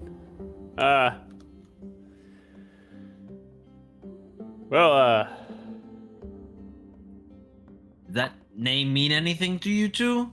Actually- Jacques says, asking Septimus and Bruce, assuming that it's a deity from this side of the Cassian? Corinthian. I'll get it one of these days. doesn't. Definitely not for you, Bruce. Septimus, you could give me another religion check or history. I'm assuming I can't. No, the only person who could really would know any about this would be Septimus. 9. Okay. You assume that this is one of those small religions that barely lived out a full cycle of life. You might even surmise, even without considering this role, that this is just a sad story. This was locked away in this lectern. It likely has nothing to do with these murders. You just experienced the fate of a religion that didn't have enough people to support it. A religion that didn't have enough faith to create or sustain a god.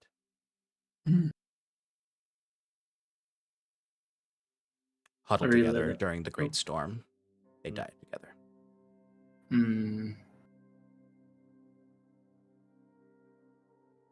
Rabblings of cultists, I say. Why would you even keep that? It's not gonna do us any good. Whatever this Austerus is or was, it's not worshipped anymore, and I wouldn't want to know the people who did worship them. Whoever it was, surely didn't protect them. Still, the name might mean something, and it's nice to have these items on hand, if only to take up space in your inventory. Jacquet says, tucking it away. Any magic coming from that idol? It was mentioned in the book, in the note. Do I notice anything from this broken You idol? can give me an Arcana check. Or you could toss one of your magic bros who might want to do a identify on it. Oh, come on. That's a 4. So, yeah. I mean, Jacquet's interested in it only for its material value. It certainly looks like you could hawk this onyx and the jade. For sure, you can get money off of just that. Definitely worth some silver. But it was mentioned. Do either one of you know anything more about this? Can tell? He says, like, kind of like almost pushing it into Bruce's face. And Septimus's. All right. Yeah. It'd be dangerous. Everything can be dangerous in the right hands, Fearon. Yeah, let's take a look. Yeah, but this one I specifically had a note about it being dangerous. can cast Identify at least. Why don't you? I'm doing it right now. Don't you see? I wasn't paying attention. Can you do it again? That's how I identify. Okay. Are you gonna ritual it or just cast it? Whichever. Probably ritual. I don't have the spell slots. Oh, I mean, I do have a spell slot, but I don't want to use it. No, I'll just cast it regular. Whatever. Okay. Yeah, the Good. moment Bruce starts to set up the ritual, Jacquet throws up and says, "Are you fucking kidding me? You're gonna waste 10 minutes of our time?" All right, fine. Okay, you're. God. Oh, fantastic. I love quick results. Okay. This is a stone of good luck, or a luck stone.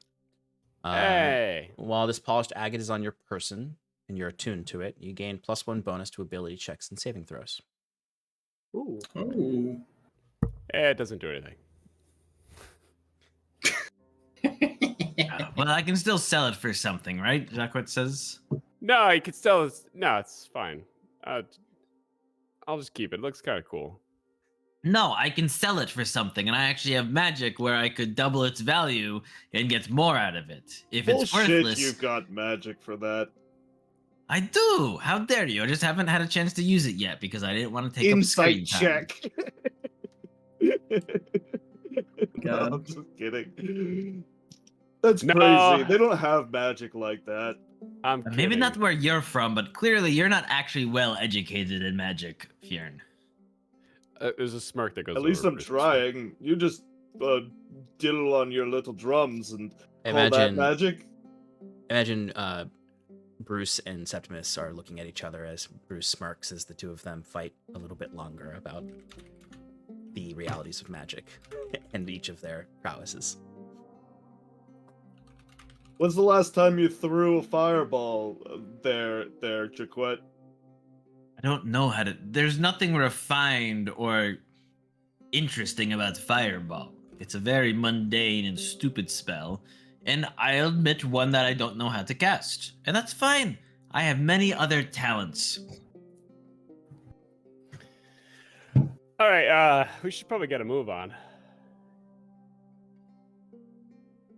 You should probably give me back that stupid. Because if you won't tell me what it actually does, I'm going to sell it. Because I'm vindictive as fuck. Hey, hey, sweet Bruce, can I have the thing just so he doesn't? No, it's fine. Anyway. Jacquet, I'll give you my share of the silver. I'm just. at the argument that ensues between Jacquet and Fjern, he does kind of forget about the idol, and if it's not brought up again, Jacquet will just distribute the 25 silver to each person. 25, yes. And 6 copper. No, there was 25, 125 128. silver. No, 125 silver. Right. And 3 silver for the finder's fee. Fine. No. Fion's gonna make a mess about that. He's gonna be like, you have a big wallet, just give us the copper. You don't know I have a big wallet. You all assume I have a big wallet. Here, I have the coppers right here. I'll split it up. Oh my god, you're such a fucking... Okay, fine. I give everybody 3 copper. Why 3 copper? 6 copper, sorry. It's 0.6, 25.6 divided by, if you're doing 128 divided by 5. Yeah. Anyway, the stone actually does something. It's a magical stone, and it's worth a lot of money. I would hold on to it, though. Well, why'd you lie? This is the Yeah, second why'd you time lie? now, sweet Bruce. Yeah, and like I imagine like Jacquet like crosses his arms next to Fjern the one time they're both On the same side. Yeah. I'd see if I could do it, and you could tell or not tell. But I didn't really even assume you could lie. I thought you were incapable. He already Well, lied you about made him feel self-conscious earlier when you said that he gave it his hand too early. the last time he lied. He did it for a good reason, though. This time he was just fucking with us. Yeah. While you all are talking about this, Sass pops her head Sorry. up from behind a bunch of detritus, and you can Oh, see no. she's currently putting in a bag all of the dust of the ghost. And she's like, "Do you all mind if I take this?" Yeah. Are you gonna use it in the same box? The same leaded? You're not planning on consuming it, are you? No. Did he tell you to eat it? Because I think you should do it. No. It's just interesting. Yeah, She starts to shovel more of the dust into this bag. I hear that stuff's good for plants. Just please be careful with this. Oh, always careful. And that's the extent of me playing Sass tonight. You Well said the done, line, well though. What a wrap. I actually will take the leaded box though. I think I'm gonna use this. Yeah, certainly. I mean, I feel like it's always useful for a adventuring party to have a lead box. Even And though then they have a magical dimensional storage. before know. Jacques forgets, he's gonna like, just in case he didn't get a great like scratching of the symbol, he's gonna like just jot down like what he saw when the light like shined out of it. Absolutely, you could definitely just so have that there's an a accurate symbol for someone else to research. totally, absolutely, you can have that. Well, now that, that interruption's over and done with, what are we gonna do about this murder investigation? What's our next plan of attack? Where are we gonna go? Visit the Lisa? What's her name? Is it? He doesn't work until tomorrow. Oh, right. So, what are we doing? Well, Free time. There's a eyewitness, Omar, that we could go track down, or the brother of one of the victims. I don't really know which one, that we could also ask some questions about. Kellen had originally offered that lead to us, and we decided to ignore it. So, Yeah, maybe we should go Ed? pursue that. there was one more thing I wanted to maybe check out, a little unrelated. I plan on exploring the Otter business tonight. I don't know why Fight Night was closed, but the fact that the people from the Aldhalor said that I shouldn't spend time around there in the next few days, and coincidentally, their biggest moneymaker isn't happening. It just seems a little suspicious. No, it doesn't. It's very clear that because the governor is here, that anything deemed illegal is being shut down. It's not just the fighting ring. There's a lot of black market dealers that are, trying to keep it under wraps more so than usual. Well, if the Otter business is getting shut down, then what's going to happen to the people that work there? I don't mean, think he was saying that it's getting shut down. I think they're just laying low until the governor Yes. leaves. I don't think there's any grand conspiracy happening there. You're free to check it out if you'd like, but I don't know if it's really the best lead to follow. I guess. Sean, Yes.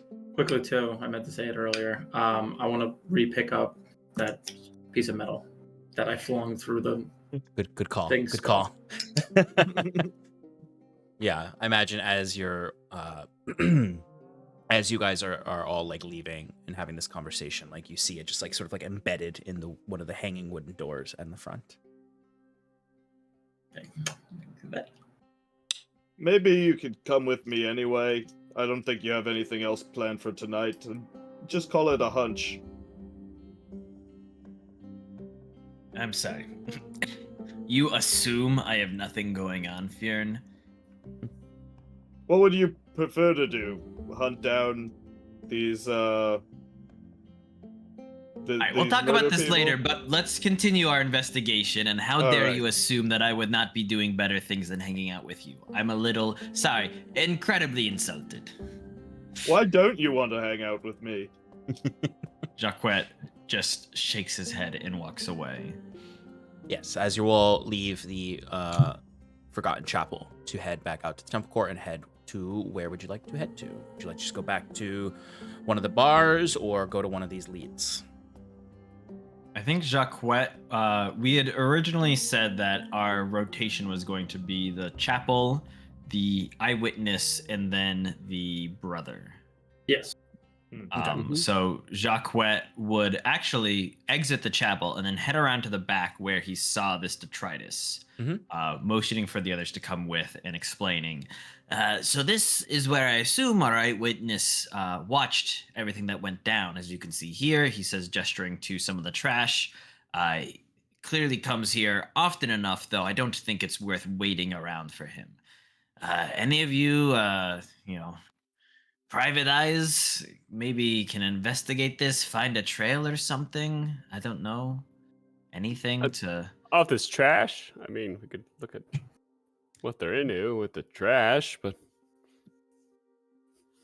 I think he was meaning more like... on a lead, okay? I don't know what the fuck you want from me, Bruce.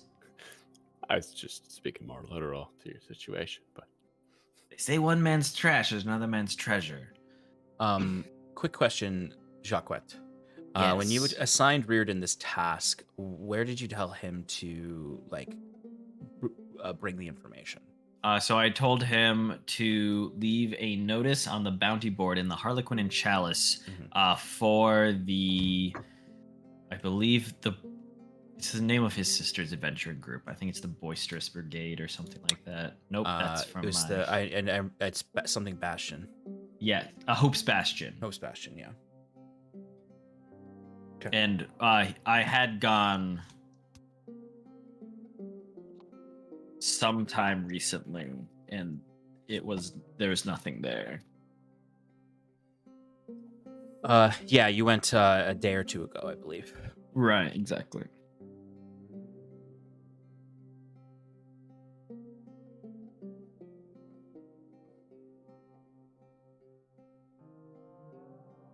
So, what would you all like to do? Well, Track down this child with Aragorn-like skills? You guys can do it, right? A child lay here. A child. And another. I mean, if there's any sort of little investigation, maybe some scratches or something they might have done on the tree that makes it, I don't know, not unique, but unique to them hanging out in. Sure, I mean, you can do that. You can do an investigation check to see if there's anything more unique about the scraps or the tree. You could do a survival check if you wanted to kind of see if anyone could find some sort of trace of where they may have gone based on the movements here. Yeah, any of those, probably the movement mostly, but any sort of detail to be like, hey, this person was here. Investigation for 28. Oh yeah. Ian's gonna look. I was gonna cast guidance on him, so why don't you add another D4? I'm gonna add a nice D4 to that. Cool. Also, if I'm holding the stone of good luck, that's an additional 1, so You it's have 31 to it. Damn it! Do I really? Mm-hmm. Yes. Damn it! Fion's gonna use his own strategy. He's gonna find the highest roof that's nearby and try and go into the building and get to the top somehow. Whatever the easiest accessible roof is, because he remembers that those kids like to climb on the roofs. I know it was night last time, but he's gonna see if there's any evidence of them being there, or if he can see anything from the height. Yeah, that's a good question. A lot of these rooftops are slanted in the temples. They just generally like their pointy rooftops. The one that does have a flatter roof and is as tall as the other ones, is the Those Before temple that I had mentioned had a brutalist structure. It does have a rooftop that is flat compared to all the others. The Sept of the Moon is open at the roof, so it's not really great for climbing. The Those Before temple is up against the cliffside across the courtyard from you all if you wanted to go over there and climb up. Guys, if there's any place for those kids to be hiding, that one looks the most likely. They like hanging out on roofs. Should we go check that out? As you say that, I'll say, Bruce, you are looking about. You all look, and Bruce is, I imagine, like face to the ground, looking around, picking through trash, eating a few Scooby snacks to get himself in the mood. And he is looking throughout. So, Bruce, with that 20, what was it total with the guidance? I mean, it doesn't matter. It's 30. I It just was wanna 30 know. with guidance. Yeah. So, Bruce, you absolutely do, like, with a combination of your investigative skills through your intellect, but also I know with the her use, mother's maiden name. as well as with your goggles, like you're able to pick up more idiosyncrasies of the ground than others would. You can notice more blemishes, whatnot. You can see some of the directions the trash seems to come from. A lot of it is clearly thrown from up in the tree. Like, no matter what, these kids like to be up high, it seems. And it does look as though they do kind of run off. Often they leap down. You find a lot of squashed apple cores and like fruit pits when they jump off the tree down in. That leaves a very distinct boot mark. And then you see them kind of run off, and there's sort of remnants of some trail, but it goes away quite fast once it gets into the actual cobbles of the stone, and it does head in the direction of the cliffside that is on the face of the lighthouse district. Okay. I relay all that information. So yeah, maybe that other temple's not a great idea. We should just go to the lighthouse district and check. But your there. idea is smart to check the rooftops first. We'll do that once we get closer. Okay. All right, so you head out of the temple court and can easily enough head over to Beacon Street. You were muted before, and now you're not muted, Persco. Yeah, no, sorry. Oh, really? Yeah, you said something and we didn't hear it, and then we started hearing your clicking. Sorry. All good. You're good. So you head into the Beacon Street. The sun is getting a little low in the sky. It is getting darker earlier as we are in later autumn now. So we are in kind of the October equivalent. As you enter into the streets, it's very quiet on Beacon Street. Generally, the Lighthouse District already a very quiet place, even more quiet now. You do see some of the governor's sort of goons wandering around, and maybe of interest to those of you with investment portfolios, they do seem to be like somewhat taking stock of the properties in the area.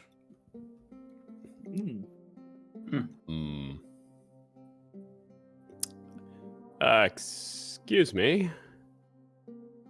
You walk up to one of them? Yeah, you know what? Fuck it. Yeah, totally. Absolutely. Yeah. You see there's this big tall, probably for a second you might confuse him for a Goliath, but he does seem to be a human when he turns around. He's not that tall, but very big to Bruce. As he looks down, and you see he's got a very tight waistcoat on that's almost popping at the buttons. He has a flat cap on. Little spectacles on the end of his nose, and he seems to have he grows 5 o'clock shadow incredibly fast. He clearly shaved this morning, but he's already almost got a full beard back, big thick mustache, and he just sort of looks down, and he has this black book in his hands that he's writing in, and he looks down, closes the book. Can I help you? Yeah, what are you looking at? Citizen? What are you investigating here in this district? You see he's looking up at a building. You can see this is like one of the more broken down buildings.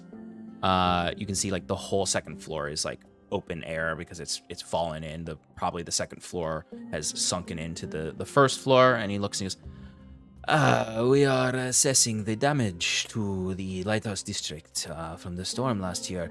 It seems the local authorities have not done enough work in investing into this neighborhood and revitalizing it. Once a great, beautiful beacon, I believe, of Haven. I mean, look at this mess. And who do you work for? Who do I work for? Do you work for anybody? Of course. Everyone on this island works for somebody. I assume so.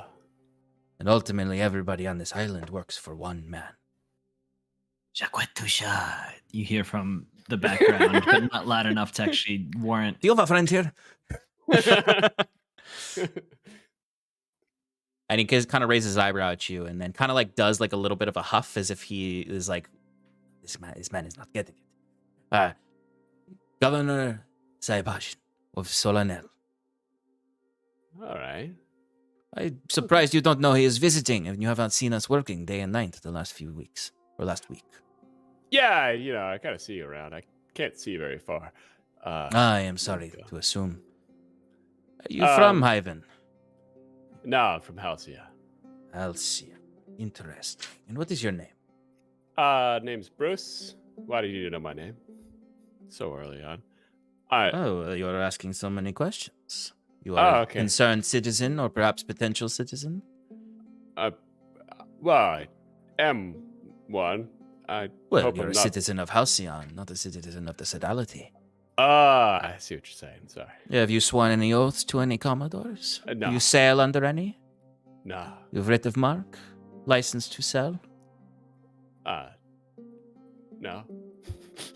I think what my friend here is trying to say, Jacques says, swooping in, is that we are just merely interested in the, as you said, once glorious district that was the lighthouse area. In fact, my friend here, Bruce, and he says, like, looking down, like, actually works for a company, Cobo, if you've ever heard of it. They're in the construction business, and we thought about some synergies between his business and the local, real estate market, and trying to increase property values and revitalize this area. Koboko. Interesting. Right, we all want the same thing here. Koboko is on a list of ours of potential investors in the regions of this Sodality. What was your last name, Mr. Bruce?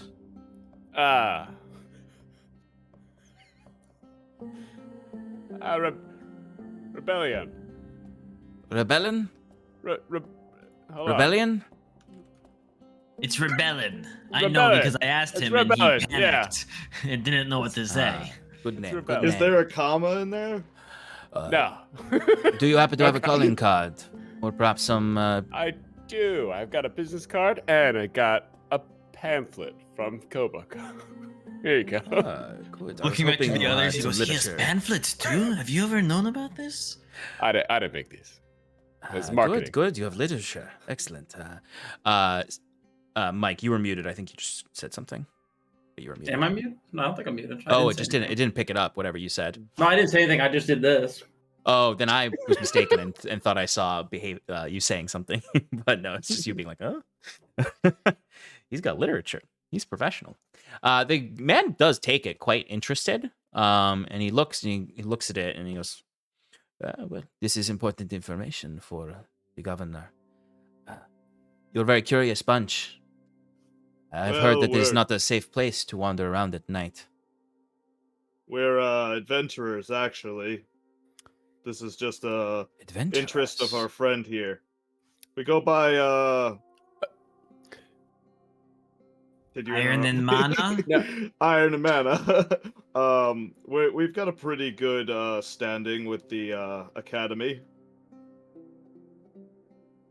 And we're trying to make the town a better place. Right.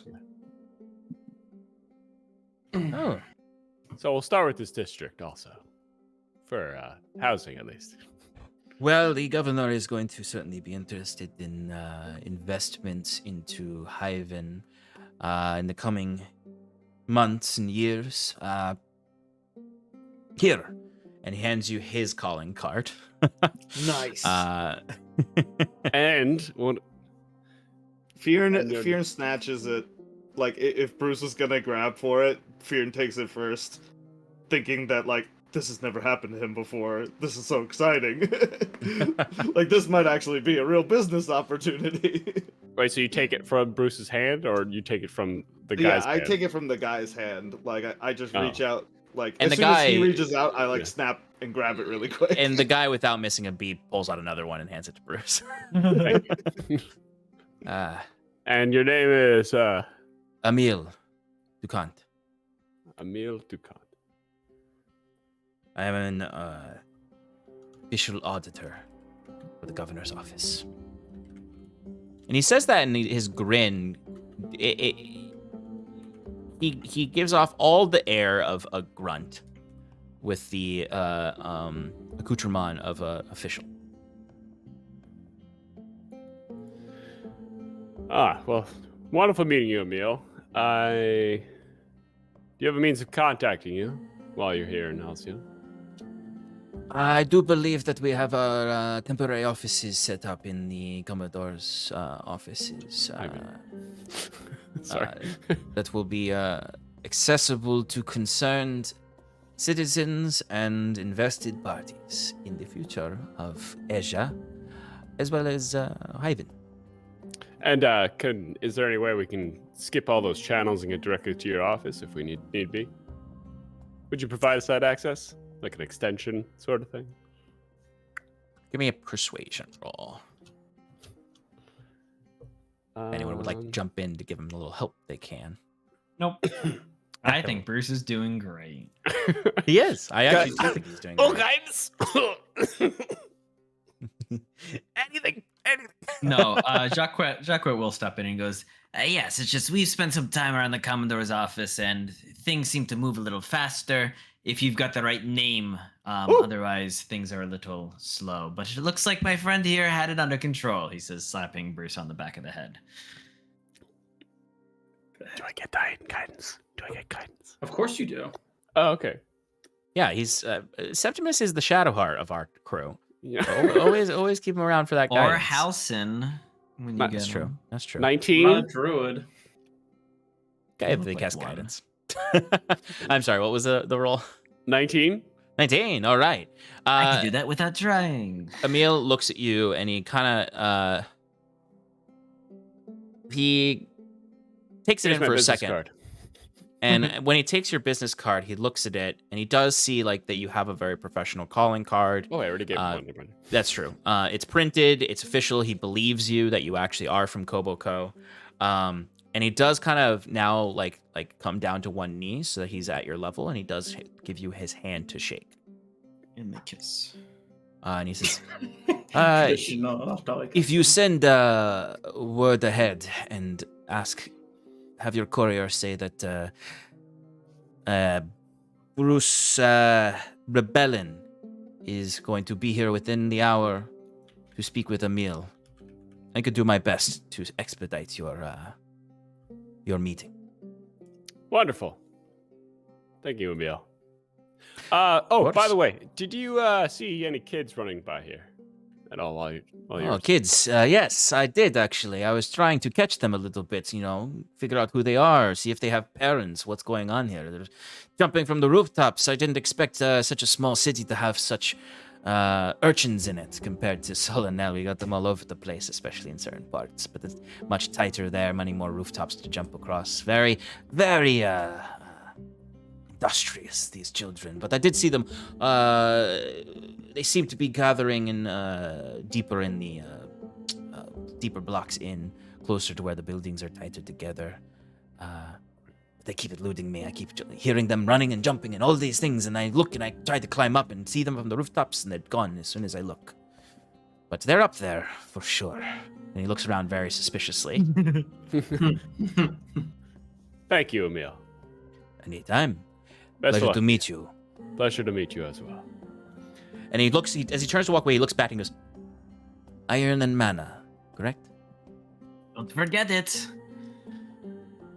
"I certainly will not. Good evening," as he walks away. Thank you, Jackwet. Get a little nervous Ah. sometimes. It's okay. I thought you were handling yourself very well. Yeah, you did great. I've never gotten a card back before. I thought I was the only one with the cards. Well, it's your first one, Fjern. You'll be sure to get in much, much more as you meet more business people. I'll treasure this. And I then put you'll it have away. so many, you'll need a you need a Rolodex and everything. Yeah, And then maybe we'll I'll teach- get one of those cool officer things that he was wearing too. He looked snazzy. and do Yeah, Oh, like- one other detail you all would have noticed is he did have like a badge. It wasn't like a police badge. It was more of like a just like a what's the word for it? It was sewn on patch. That's what I'm thinking of. I couldn't think of the word patch. More of a patch on his waistcoat that had a. It was colored blue and orange, which are the colors of the governor. You can surmise, and it had a harlequin pattern to it. And that's the sigil of the governor's office is a harlequin Got it. pattern in blue and orange. All right, Jacquet files that So- note back in his head and is gonna forge some patches. Cool. And I then, imagine you just yeah. on a sewing machine late at night, looking at everyone like, "Why is no one helping me?" I guess we'll go further into the district and find the location which she was referring to, where the kids might be. Absolutely, I would give anyone who wants to can do a perception check, and since you know the general area, if you are basing it on hearing, I'll allow you to give it with advantage if you have proficiency with it. Perception. Yeah, if you're proficient in Uh, perception, you can have an advantage. If you're not, then you can just roll straight perception. Oh, thank goodness. I didn't do much better though. Yeah. What was that Uh, setting you said was Sean that made the dice roll slow? GPU acceleration, I believe, is what it is within your browser settings. I know I had to turn it off, and that fixed my Okay. my D&D Beyond Uh, issue. Okay. You got a 24 if it hasn't popped Yeah. up for you. All right, so 24 from Jacquet, You got 11. 11 from Fjern, Seppi, Oh, it was a 10. 10, 11, 24, and Bruce. That'd be a 6. Okay, so I mean, you all like have a general direction to head in, but you do have to kind of like actively listen for them to be on the rooftops or see if you can notice a stray child jumping. I think where available, Jacquet would climb up to the rooftops because he has a climbing speed. Totally. And also at this point, he's going to whip out the trench coat of elven kind, donning it and putting up the cloak Mhm. or the doesn't really have a hood. It just The the collar. lapel, the collar. Thank you. Yeah. And he's gonna act more like a gargoyle and wait for the children to come by. Okay. Passively searching for them instead of actively. Okay.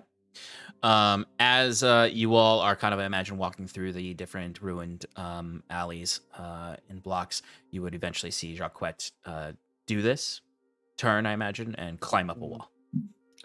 I would say that Fjern would keep that in mind, like seeing him up there. Mhm. And while searching, he would kind of go from outwards in. So that way, like, if somebody did catch Fjern coming and started running away, they would, like, start running in the direction of Jacquet. Oh, I see. Okay. Okay. So Jacquet's up there. Fjern is keeping kind of eye on the streets and above to try to play Yeah, defense. I'm doing more of a patrol, I'd say. Like, Yeah. So Jacquet, I'll say that 24 happens once you're up there and you're Mhm. looking about. once you get up here, like it's level playing field. Like you can look across these rooftops. The lighthouse district does not have like huge variation in the heights of the buildings. Some are 3 stories, some are 2 stories, but generally they're in that same range. And you would see some children jumping from rooftop to rooftop. And you would also see a adult grown man chasing them. Okay. Like shout whispering down to his companions. Jacquet goes, "They're over that way, and there's a fucking pervert chasing them. We have to save the day." Oh, shit. As What makes he's him going, a pervert?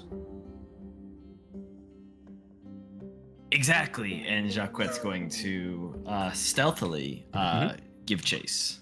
We're Okay. chasing kids. Are we perverts? That's what. No, it's Fearin different. says We're to you all. heroes. Go ahead and give me a stealth check. Jacquet is in a trench coat. Yeah, he's in a trench coat right now. Of Oh my elven God, and Bruce has times. candy. Bruce has lollipops. See, this auditor comes back and catches you all, and he's like, "What are you doing?" Not being perverts. By the way, people have disadvantage to notice Jacquet with their eyesight, Okay. while the I still see you. collar is up. That is a 19, though. 19 stealth. Yeah. All right, so you begin to give chase, where these children are being chased by this other person. Down below, are you all just trying to? What are you guys trying to do? All How right. far are they, and how do we have sight on them? Well, you guys are all on the ground, so you don't have sight on them. Jacquet only saw them because he was on the rooftop. And then said, "There they are," and immediately left without anything else. He was very unhelpful. Okay. Do we go this way, If we or- still see him, unless he's stealth so hard. I we imagine you at the lost very him. least see him leap to another building, and then he disappears entirely. Yeah, I would just start running. in Unless the anyone has a direction that he 19 was or higher going. passive perception. No. I guess go running the direction that was there. Hoping Well, to spot I the guess kids. technically you all could make new perception checks just to track Jacquet. All have disadvantage. Yes, that's Oof. true. So if you could do that, or you could No, just try to it's get up okay. onto the roof. I think I we guess just try to get on head the roof. in I the was trying to get on the direction. roof. Yeah. I guess try to get on the Okay. roof. I guess, yeah. Do you want to just head in the direction he was going, or get on the roofs Yeah. and I would just head in the direction. But Okay. Bruce would. I'm gonna stay down here. You guys can go. I'm gonna try to climb the roof. then? Okay. So you can either try to climb the side of the building, find like either like a fire escape ladder of some kind, or you can like break into the door and see if there's just an easy stairs that go up. How dilapidated are these? This is on the right side of the road, so this is the most dilapidated part of the city. Yeah, Fearin will just smash a door. Okay. I'll say Fearin, given your no strength. lights on. I find one that has no lights on. Mo- there are any with lights on. 95% of them have no lights on. You can kick a Okay. door open since you're already strong. I'll let you do that, and Septimus, you can follow behind, Yes. and you two can get up onto the roof. Bruce, you begin heading in the direction you saw Jacquet jump from below. All right, so Septimus and Fearin, you can give me new perception checks to try to see the children running now. Perception checks. Yep. Sure. Do we still get advantage? Oh my god. I don't think I've rolled higher than Yes. a 10 today. Oh, thank God. 16. A 5. Like when I say like Wow. roll higher than like at least like the dice. Like this is insane. Well, you got a 24 earlier I guess that's true. on initiative. I got like 3. That wasn't twos in an a row, initiative. so Oh, no, I'm you're right, it doing wasn't. I thought it everything was. right now. And that okay, wasn't even again. The two of you break out onto the rooftop, and Septimus, you are having trouble kind of seeing anything as Fearin, you look across and you can see where the children are dashing across the rooftops. It looks like they're heading towards closer to where the actual like complete ruined lighthouse is. That is kind of where there's like no rooftops, like the edge of the rooftops, because it's just complete rubble of the lighthouse. They're about I'd say 200 or 300 feet away from you all.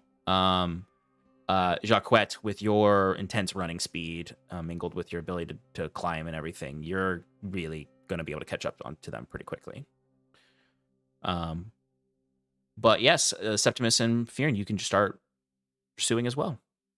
I will continue to pursue until I can get, I guess, sight on the children. I'll just keep on following Fearin. Well, Fearin can point them out to you. Fearin points it out, but he also keeps he tries to stay near the edge of the roofs as long as it's not too dangerous. Like whenever he gets a chance, he'll like wave his hand out just in case somebody on the ground is following along. Sure. Sure. How far? What do you see, Saskia? Yeah, Saskia and Bruce are running, and Saskia every now and then goes, I think it's Fearin. Yeah, as she just takes out that bag and goes, oh yeah, it's over there. I can't wait to tell Shannon she has a bag of ghost dust. She's snorting. But basically, I think what this is going to equate to ultimately is Jacquette's going to reach them first. You two are going to reach them second. Bruce and Sass will reach them last. I'll stick with Jacquette here for a moment. How far away are they? As we're so they're like you're guessing they're kind of zigzagging a little bit, but it looks as though, from what Fearin pointed out, that their destination is about 250 or 300 feet away. So how far ahead are they from us? The kids? Yeah. They're like 200 feet ahead of you. Oh, okay. Yeah. But old Jackie has his feline agility and is going to be able to catch up pretty easily. Super cat speed. So, Jackie, you are rushing across these rooftops. Jacquette. Jackie. No. Jacquette. Mr. Touchard, you are hopping across the rooftops. And you're gaining on them fast. And you notice as you get close enough, the dirty long coat of your henchman Reardon is chasing these kids across these rooftops. As he is leaping across each of them, as the kids are clearly. The one thing you notice though is they are laughing at him. Yeah. As he's chasing them. As you would see as you're getting close enough, him leap across one of these gaps and just like chest hits the side, and he's just barely holding onto the rooftop as the kids now stop and come over and are like looking at him as he's like trying to pull himself up. And this is a moment where you can catch up. Before he gets too close, he goes, so I was right about that pervert comment. As he kind of slows his gait so he doesn't come in, barreling. But he's kind of like, like a quick, like, I don't know what the right phrase for it is, but, it's like a water strider. Yeah. I don't know, that's the best I can come up with. A canter almost. As he comes up and he goes, children, having a bit of trouble with a stranger, are you? You see, they all kind of like turn around really quickly because they obviously did not hear you coming, even with you kind of cantering up. And you can see from immediately behind them, you can see Reardon like slowly getting himself up. He's got an arm over the ledge and he just rolls his eyes as he sees you. And then one of the kids looks at you, and they all do kind of like look scared when you approach. Like they clearly have already like maybe not messed with, but they have already interacted with Reardon to not be scared of him. Right. And Jacques kind of puts up his hands, is like, I'm friends with your pursuer. I'm why he's been interacting with you all. And to ease your mind, Jacques will hold up a bag of silver and just jingles it. And he goes, for your cooperation, coin aplenty. And you see the kids all kind of look to each other, and they very instinctually get into a huddle and start whispering amongst themselves as Reardon like gets himself halfway up, and he looks, he's just right there. He's right there. He's the leader. That's him. as he tumbles over into a fetal position inside of the rooftop. Jacques approaches and offers him a hand to get up, and he goes, "Fantastic work, Reardon. I knew I put the right man on the job." And he dusts himself off, and he looks and he goes, "I had him. You know, they just they stole the food I gave him. I thought they were gonna give me information. I just wanted to get to them and give them some more candy, and they would tell me. You know, and I was gonna invite Omar to come back to the Harlequin and Chalice, get him a meal, and wait for you." Well, your instincts were sound, and it seems like everything was going so well for you. Yeah, until they stole the candy. They're just lucky I didn't blow up. And he looks and he kind of stretches his back and looks at you like, "Oh, God, all right, I gotta sit down." And he wanders off and sits down. You can even smell a little bit of cinnamon in the air around him. So you can know like his anger was getting to a dangerous point, or his frustration. But then you would see the children turn around, and one of them does step forward. He looks, from his appearance, he looks like a hobgoblin. He's got that red skin with a lot of hair all across him. He's even got like sort of, despite probably being like maybe a 12-year-old kid, he does have a lot of facial hair in the stylings of a hobgoblin. And he stands taller than the other more human and half-elf children. So he kind of has that kind of tough kid look, like he has some clout amongst these children. Mm-hmm. So he steps up and he looks at you, and he kind of like looks up at you. And it's one of those awkward things where you're an adult man, but this child is almost as tall as you. So he's basically looking you right in the eyes for the most part. To be clear, I'm an adult cat, not an adult man. Adult cat man. Gotta get it right.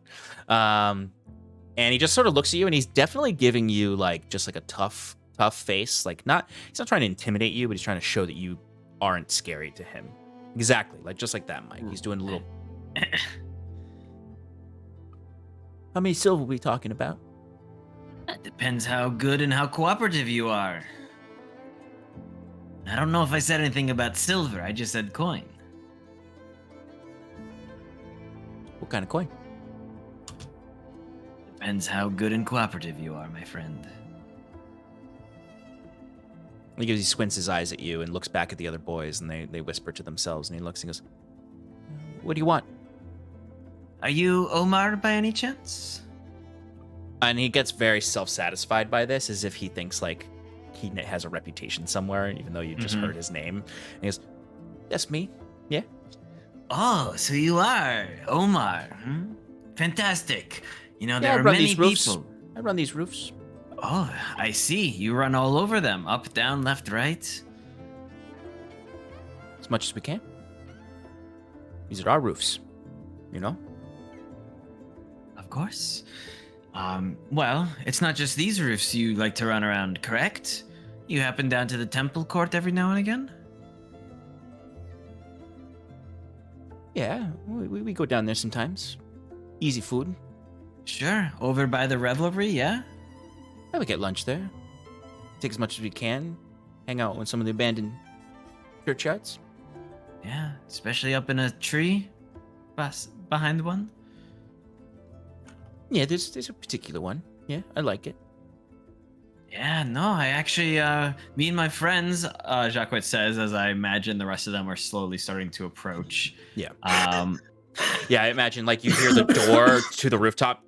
Or no, actually, no, you see Septimus and Fearn like running, and they're at the point where they have to jump the last roof to get to you all. We were just down there, and, you know, we were wondering, we had heard that you might have seen something down by that little hideout you have behind the abandoned chapel. Something involving two men and an entity of questionable origin. You see, Omar gets a little sheepish at this and suddenly looks his age. As one of the boys behind him shouts out, He's talking about the angel. You saw the angel, right? The angel. And Omar looks back with a glare as Septimus and Fearn kind of come up, hearing that. And you all hear a little bit of scampering on the first floor of this building as Sass and Bruce are on their way up. What's this about an angel? I come up and I'm like baring my teeth. What? What did it look like? Sorry. Yeah, Jacques just kind of like trying to be like, okay, Fearn, like, you're like, settle down. I do. I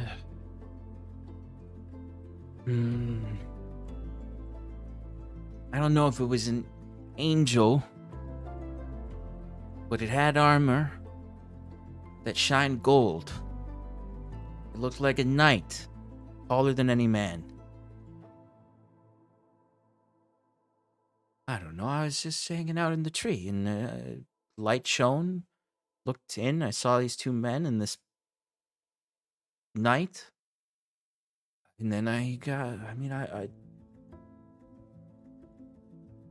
heard some crushing noises, and and he kind of looks back at the other kids, and then looks back. I got scared, and I fell out of the tree.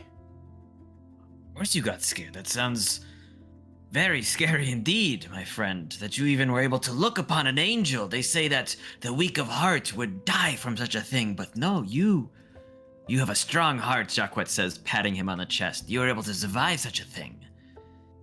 These two men that you mentioned, did you happen to overhear anything they were talking about before the knight in shining armor appeared? Yeah, I mean, sometimes you catch people in these abandoned churches, and they're, making weird deals or doing weird things or whatever. And they were talking about. Well, he slit his throat. Something about oaths. Said he broke his oath. He can't do this. And then I heard his voice stop and croak like a frog. He slit his own throat? No. The other guy, who I thought was a knight at first, but he just killed that guy. And that's when I saw the angel, and I assumed it was because he murdered the guy. And I tell you that, I ain't got to pick no pockets since then. This angel, did it follow them in, or how did it get there, and did you see it leave? It just showed up. I mean, it was a cold, windy night.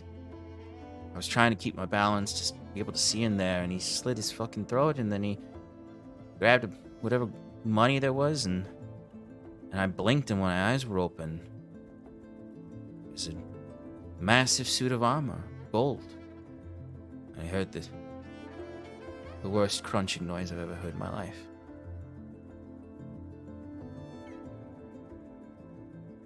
And something sounded like it was cracking. And it sounded like the toll of a bell.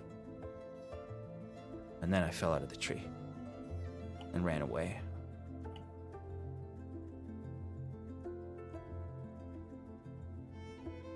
Sean, would we know that the toll of the bell chimes at any point in the Temple District, like a specific time of day?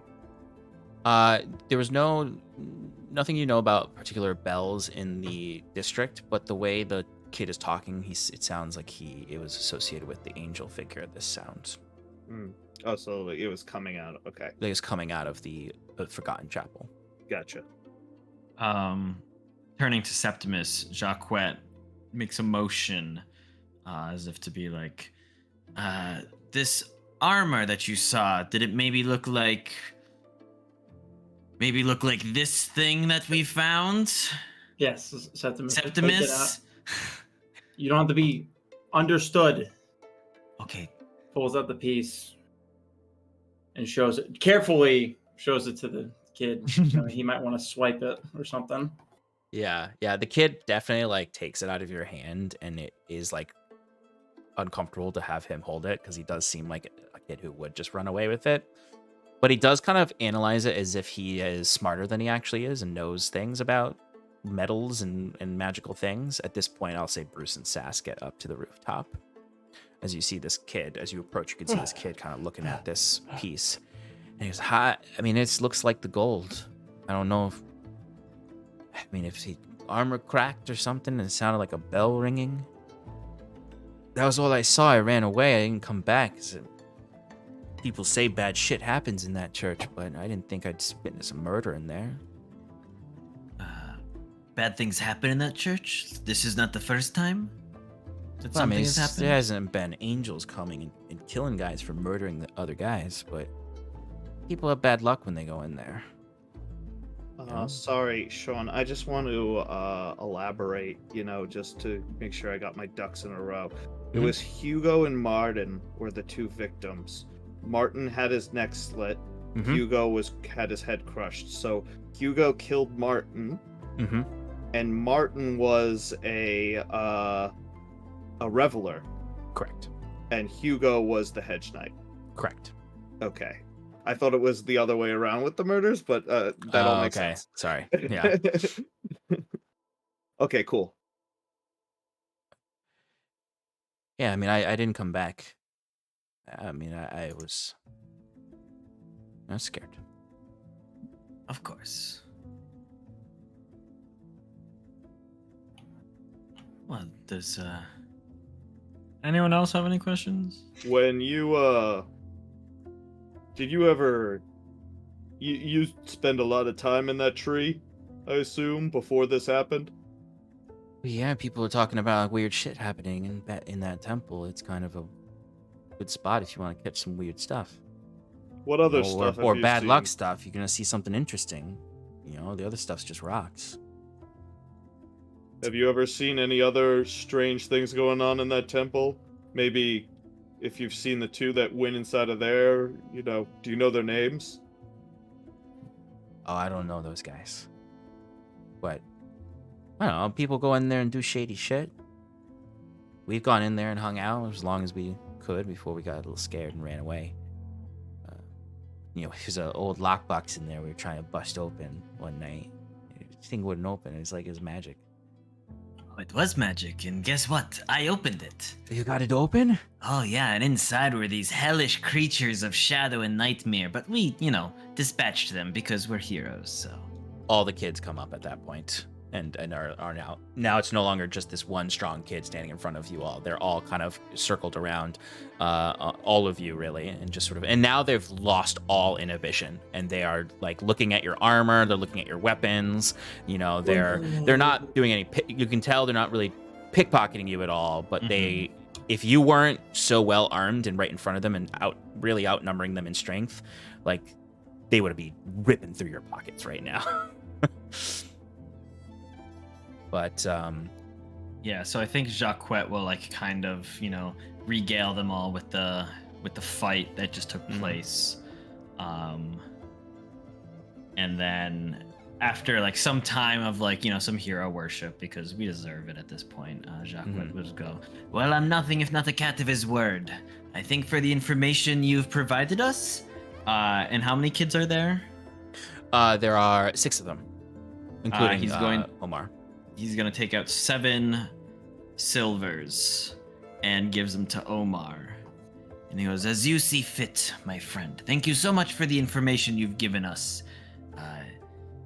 If news of this incident is ever resolved, I'll be sure to include your name as one of the contributing partners to our investigation." And you see Omar pockets the silver and looks at you with a big smile. "Oh, you mean I might be in the papers about this?" Nothing is impossible, my friend, for those who know how to dream. And for those who know how to run on the roofs. Yeah, we'll be sure to clear up any misunderstandings about you being a pervert chasing kids around. That's Reardon, but okay. Nah, that guy's the pervert over there. And And you just see Reardon like panting and catching his breath and just looking like, fucking hells. Theron, give Omar over here your card for iron and mana, and if you kids get any more information, let us know. All right? Oh yeah, you guys are awesome. I mean, You know, you- get it if for you have- you. Silver's in it for you. Yeah. Next time you're around, you should come to our hideout. And Where's where's that? And you see he points across several of the rooftops over towards the like shattered shell of the lighthouse, where there's like one part of it that's like complete enough to have kind of like an overhang. Mm. And Listen, he gave back that metal piece, right? Yes. Yes. This is not the pickpockets in the druid camp situation. Like, wait a minute.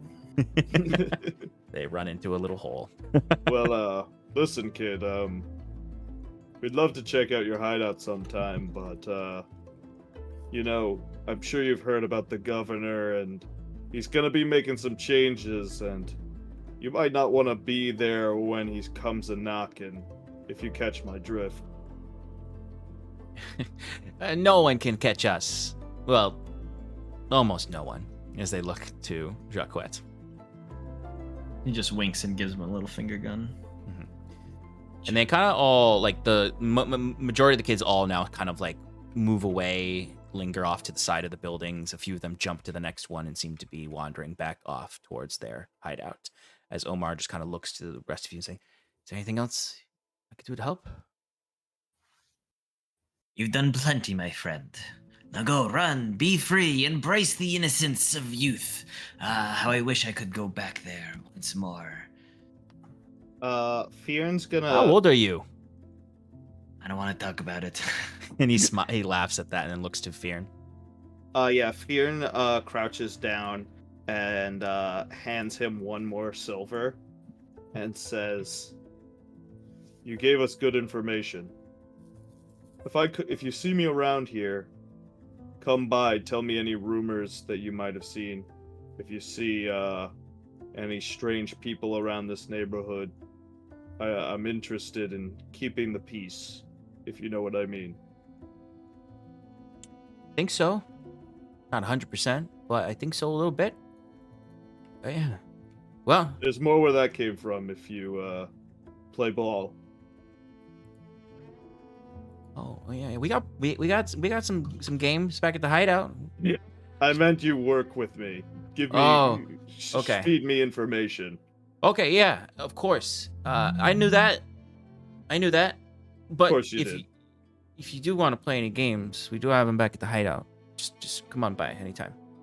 All right, bye. I'm not one for ball, but if you want to work out sometime, I'm up every morning at the Harlequin and Chalice.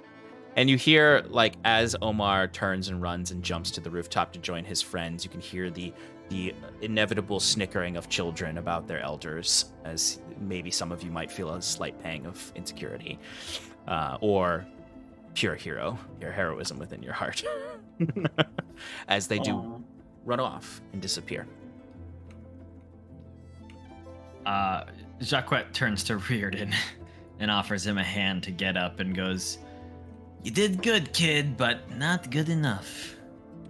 I just need one more day.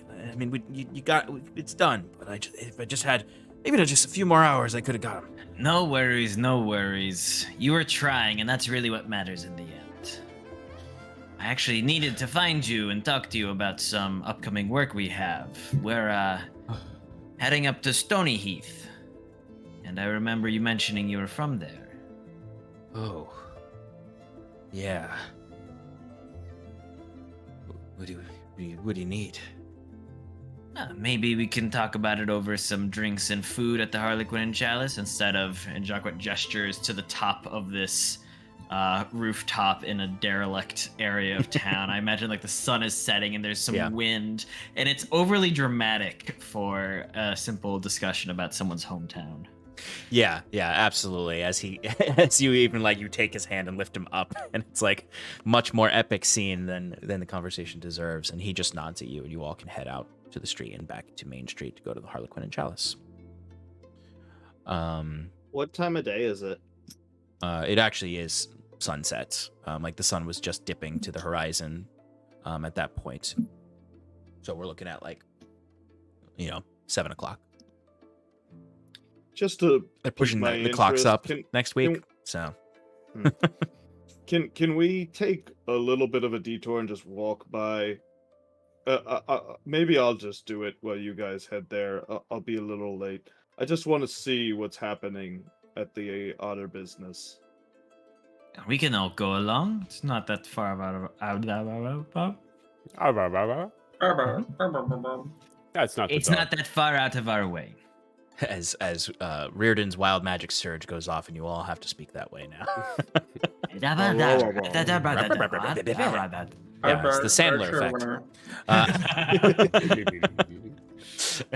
It's number 101 on the wild magic surge table. Yeah, you can absolutely pass by the otter business. Even as you're walking through the streets, you can notice that some of those auditors are in the widow's ward now. You can see there's been some cleanup that's been done. The green room they were building for the fighters at the fighters pit has been completed enough that it has a roof. It's certainly more of a shack on the side. But you also notice that they've kind of like tried to make the hanging aspect of the bar look a little more presentable by just basically adding unnecessary wood panels to make it look like it connects more fully on the scaffolds. And the streets are very quiet. Very few people are moving about. There is some there are people, their lights are on in the otter business, but generally speaking, it seems like the widow's ward is dead. Who's the bouncer? You can see it's Odwin right now, and she's just sort of hanging out there, sitting with some of the other goons of the otter business. They're not as like intimidating. They're really actually just kind of sitting out there in a more relaxed way. There's no line like there usually would be closer to the weekends. It's literally like when everyone leaves for break in college and the bars are empty. I walk up to her and say, "See, you're back to your old post. What happened, Obert? Got tired of doing your job for you?" Oh, no, I didn't get tired at all, no. I just, I'm usually taking the shift, and, things are quiet. So I'm just chilling, relaxing. It's truthfully kind of a nice break. All cool. Been a long She time. glares at you.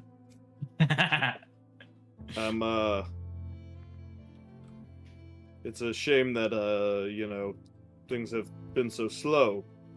We hope everything's okay with you and your job. How's everyone been doing past week? Well,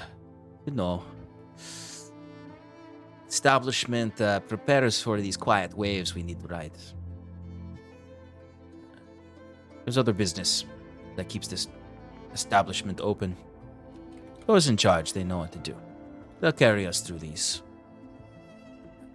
still hours. Right. So, if you need me for anything, you just call. And I hand her one of my cards if I hadn't already. She takes it and sort of nods at you, and you can see she fits it right into her jacket pocket. Just kind of gives you a shake of the head, and like one of the other guys passes a cigarette to her, and she takes a hit of it and looks at you and just goes, "Keep that in mind. But don't expect much while the governor's around. Keeping quiet. Finding new ways to skin the cat." As she looks at Jacquette. Jacquette just flips her off and goes, "See, Fjern, nothing to worry about. Bastards will always be bastards." She grins and blows a big puff of smoke in your direction. So fucking unsightly. Disgusting, honestly. Someone of your standing. She does smile with a big yellow-toothed grin at you. Oh, yeah, you probably never heard of brushing your teeth either. Oh, Jesus, ingrates, I swear. As it seems like that's the extent of kind of the outer business right now, at least within the day-to-day operations. There may be people who are doing things, but it's not at the level you all have access to right now. Before I leave, I just whisper to her, "Don't worry about Gloveless over there. He talks a big game, but he's got no claws." And I just walk off. Say And bye to she- the other people that she was like hanging out with at the door. Mhm. And, Absolutely. we can keep going. Yeah, absolutely. Checked in with Odwin and them, and they all give a little bit of a snicker and a little bit of a salute to you, Fearn, as the rest of you walk off down the eerily quiet streets as the sun dips beyond the horizon now, and the dusk takes over, as there are just sort of the quiet lanterns burning as you go into Crass Alley, where similarly, this alley, even at this late of an hour, is usually packed tight with people still moving through and finding their way to the different stalls hidden within the quieter crooks or nooks of this alley. And you get back to Main Street, where there are people all about still, who are in the more respectable establishments and having a good time celebrating the arrival of the governor, and folks who are currently actively still finishing up setting up the decorations. You can see there are several banners being hung up all over the place with the same Harlequin colors, and they seem to lead through Main Street and curve over to Waterside. It seems that whatever event is going to happen is going to be happening, not Waterside, sorry, Harborside is going to be happening in Harborside. And even if you peek as you're walking by maybe one of the alleys or the street that leads there, you can see they are building what looks like a stage down there.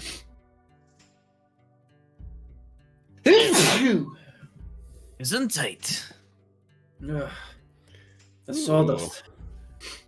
Are you allergic to the coming governor? I just Of, said like, it was authority? The sawdust. Yeah, and I was making a fucking joke. Oh my god. You keep on having to explain that. I don't think you're very good at those.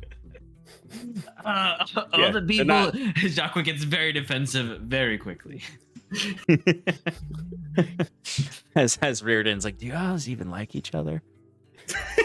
I like what they can do, and how much silver I've made with them. Man, I can't believe you all None of ruined us our like- operation. Gloveless. Yeah, he's kind of an asshole. And yet they'd be lost without me, so here we all are. Well, I guess that means the drinks are on you. As he opens the door to the Harlequin and Chalice for you. Jacques walks in. But yeah, so Jacques, is Orin there? Yes, Orin is tending bar. Jacquet's going to kind of wave to him, flag him down, and then Mhm. point to one of the booths. Yep, absolutely. As he brings everyone over, and he goes, "The drinks are not on me, but I'll pay for the booth." Okay, easy enough to do. As you can all pile into the booth to talk with Reardon about Stony Heath. Yeah. Um, Oh wait, no, you guys sat down. I gotta pee, so can you kind of pretty get up again? Aren't you small enough to just slip under the table like one of those children? I'm not 3 anymore. Reardon looks I at might you, be- Jacques, I and look goes, like a 3-year-old, but I shove the people next to me off the bench. I imagine it was Reardon. As Reardon was about to say something to Jacques, trying to gain some of his own dignity back with quips, he's shoved out of the booth by Fearn so that Bruce can get out. Go pee. oh no, I was kidding. That was a joke. No. Now I so gotta he go has to pee. explain a joke and it's funny, but when fucking. Excellent. Okay. So I do want to be sensitive to time. I know it is 10 after 10.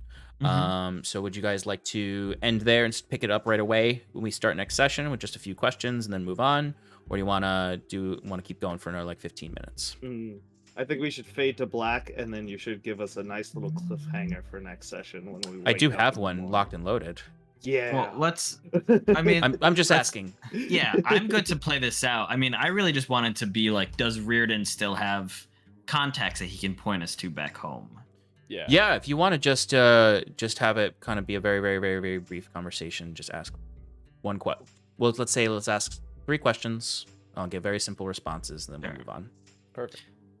Drinks come around, you can ask your questions. Yeah, so Jacques is just like, oh, so, do you still know anyone at Stony Heath that, we could make contact with? He tells you that his parents still live there. He has a bad relationship with them. They kicked him out because of his condition. He basically had a bad relationship with the whole town. A lot of people go into mining. A lot of people go into work where if you blow up accidentally, is not a good place to blow up. Right. So he just generally always kind of had a bad time living there because of this condition, which seems to be triggered by stress often and frustration. So Jacques will ask about the general hierarchy within the town, like who's the leader, like who should we go to make things happen. It's been a while since he's been there, so he doesn't know if they're still the same leader, but there is a mayor that leads Stony Heath, elected by anyone who basically is a laborer in the town, votes for this leader. Anyone who works in the mine, or anyone who kind of like can give a reason why they deserve to vote for the leader based on their contributions. So there's no like, hey, everyone who's 18 and over votes. It's whoever gives their reason to earn the vote. Sort of in line with, and he even says this is kind of in line with, the governor's original guidelines and rules that were more akin to a sailing vessel, where, if you got investment in the town, and you've got to vote. Don't have investment in the town, you don't got to vote on the mayor. And it's very tough, like the people there are tough. They band together. They don't like outsiders that much. They can be strict and rigid. So who was the mayor when you left? The mayor when I left was a guy named Stony Heath. Stoneful Heath. Stoneful Heath. No, the mayor when I was there is a man named Albert. Yeah, I was a tough old bastard. Really didn't like me. Was too much of a liability, even though I said I wanted to work. Real old school. Doesn't like change.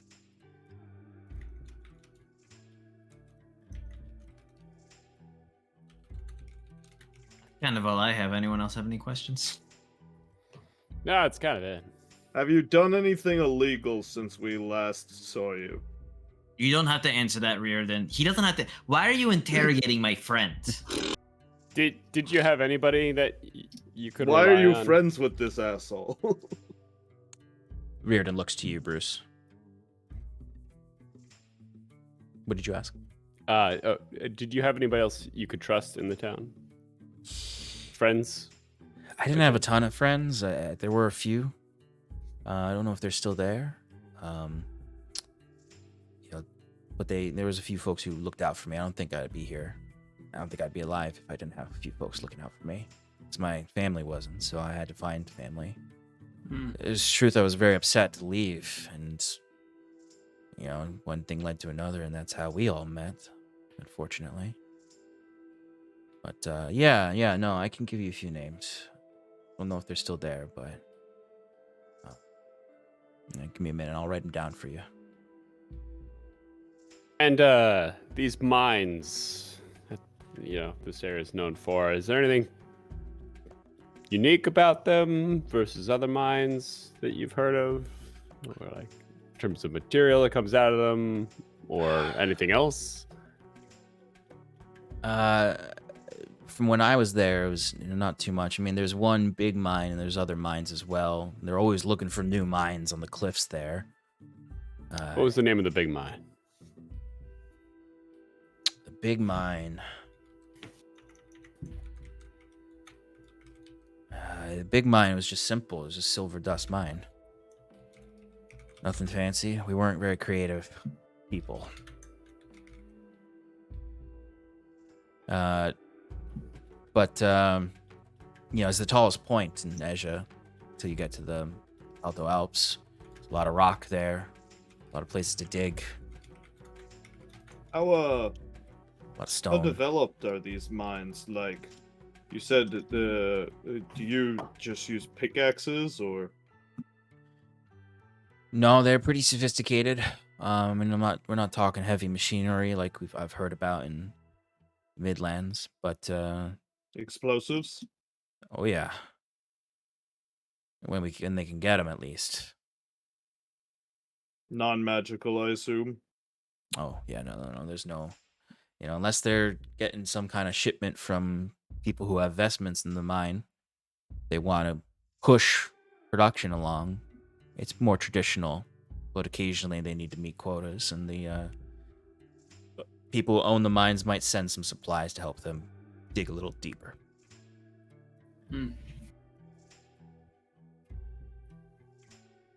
Any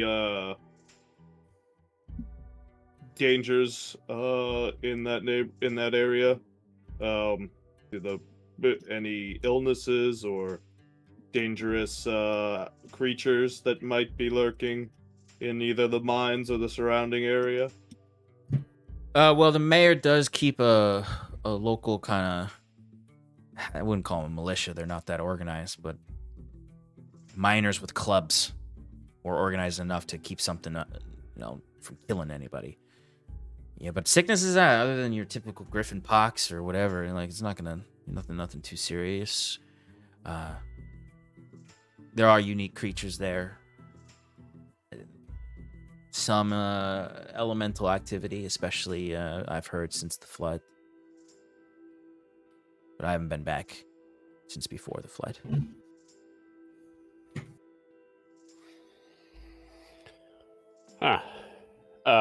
And your favorite color?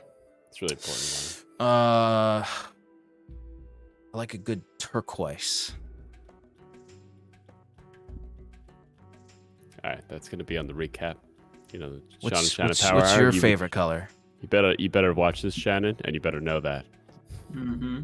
That means he wants a cotton candy flavored lollipoppers. Yeah, it's well, according to Crayola, macaroni and cheese is a color, so that's my favorite. I like that, actually. Bruce's favorite color is macaroni and cheese. I'm not familiar with that. Where, culinary-wise, where is this macaroni and cheese from? Oh, it's you should know. It's from Gwenvalier. Yeah, I think the we're in Maccabees Gwenvalier. created it way back in the day. Yeah. I heard there's some 24-hour place in Gwenvalier that invented it. Kind of caught on after the, Yeah, and reconnection of the continents. I don't know anything. I'm not from there.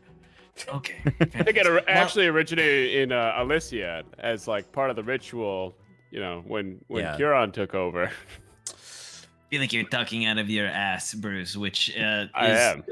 It's been a few times mean, this session, and it's quite refreshing, if I do They say are so myself. traditionally little crescents. Right. The That's elbows. true. Little white cheddar mac and cheese from Elysia. Little white and moon cheese. Yeah. Anyways, Crescent Reardon, as always, a wealth of information. Thank you so much. And Jacques is going to slide across 5 silver. And he And stay out of trouble. the last thing he'll ask you is just he's going to ask you when you're leaving. Mm-hmm. And then as you all are kind of getting up to leave, or if the conversation's shifting, he'll lean to you, Jacques, and not talk in a whisper to avoid anyone hearing him, but kind of like to just be like, hey, this is us. Like, Yeah. If you're leaving, is anything you want me to do while you're gone? Nothing too much, but keep your eyes and ears open for whatever's going on with the governor, what changes he's implementing, and who he's trying to push around. Will do.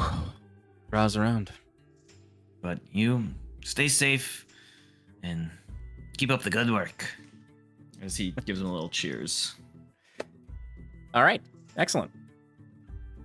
All right. So, you finish your conversation with Reardon, have your drinks for the night, enjoy your night. You can go to sleep. There's, whatever you need to do, and planned for the next day, which will just be, one more day. It'll be the 2nd of an arm, so the day after the 3rd will be when the governor arrives, and I imagine you all will probably leave right away after the governor's arrival, maybe leave on the 4th.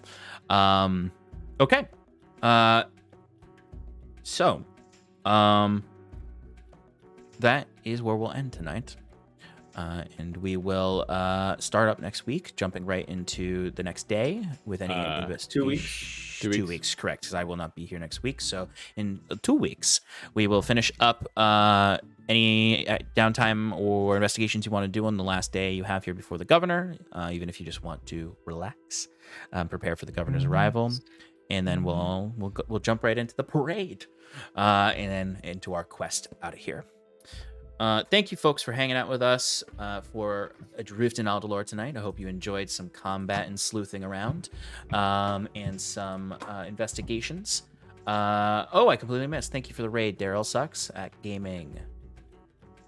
We're gonna piggyback that raid on over to, let's see who's on. We'll send over to Lonzo Gonzo. So give him some love from Paradise. But thank you everyone for joining us. See you all soon, hopefully. A good night. Bye-bye. Bye.